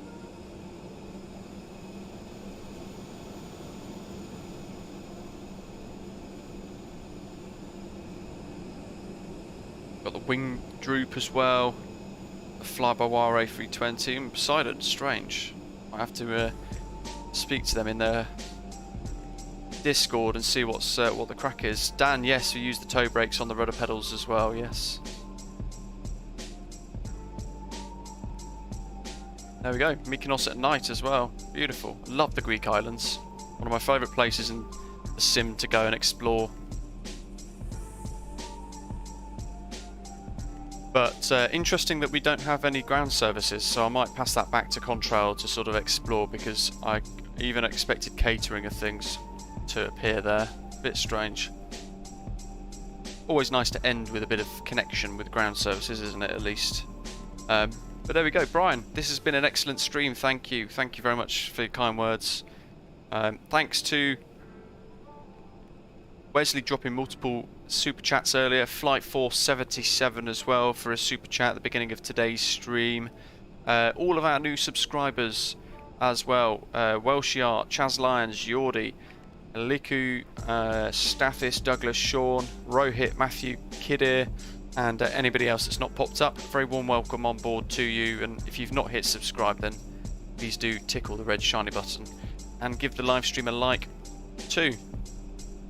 Thank you very much to 3 more donations towards the fundraising that we're doing to support the Ukrainian Red Cross appeal.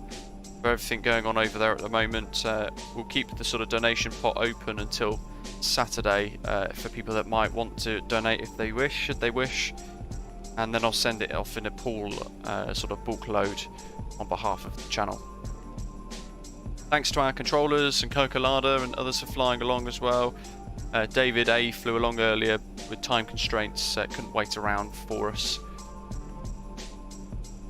No more streams until next Saturday or Sunday. We've got 2 copies of the new Toronto scenery to give away as well. So next weekend we're going to be doing another little giveaway. You want to keep your eye out for that. It's a great looking bit of scenery as well. And Sim Update 8 is now live and available to download, folks. So go and crash the Microsoft servers.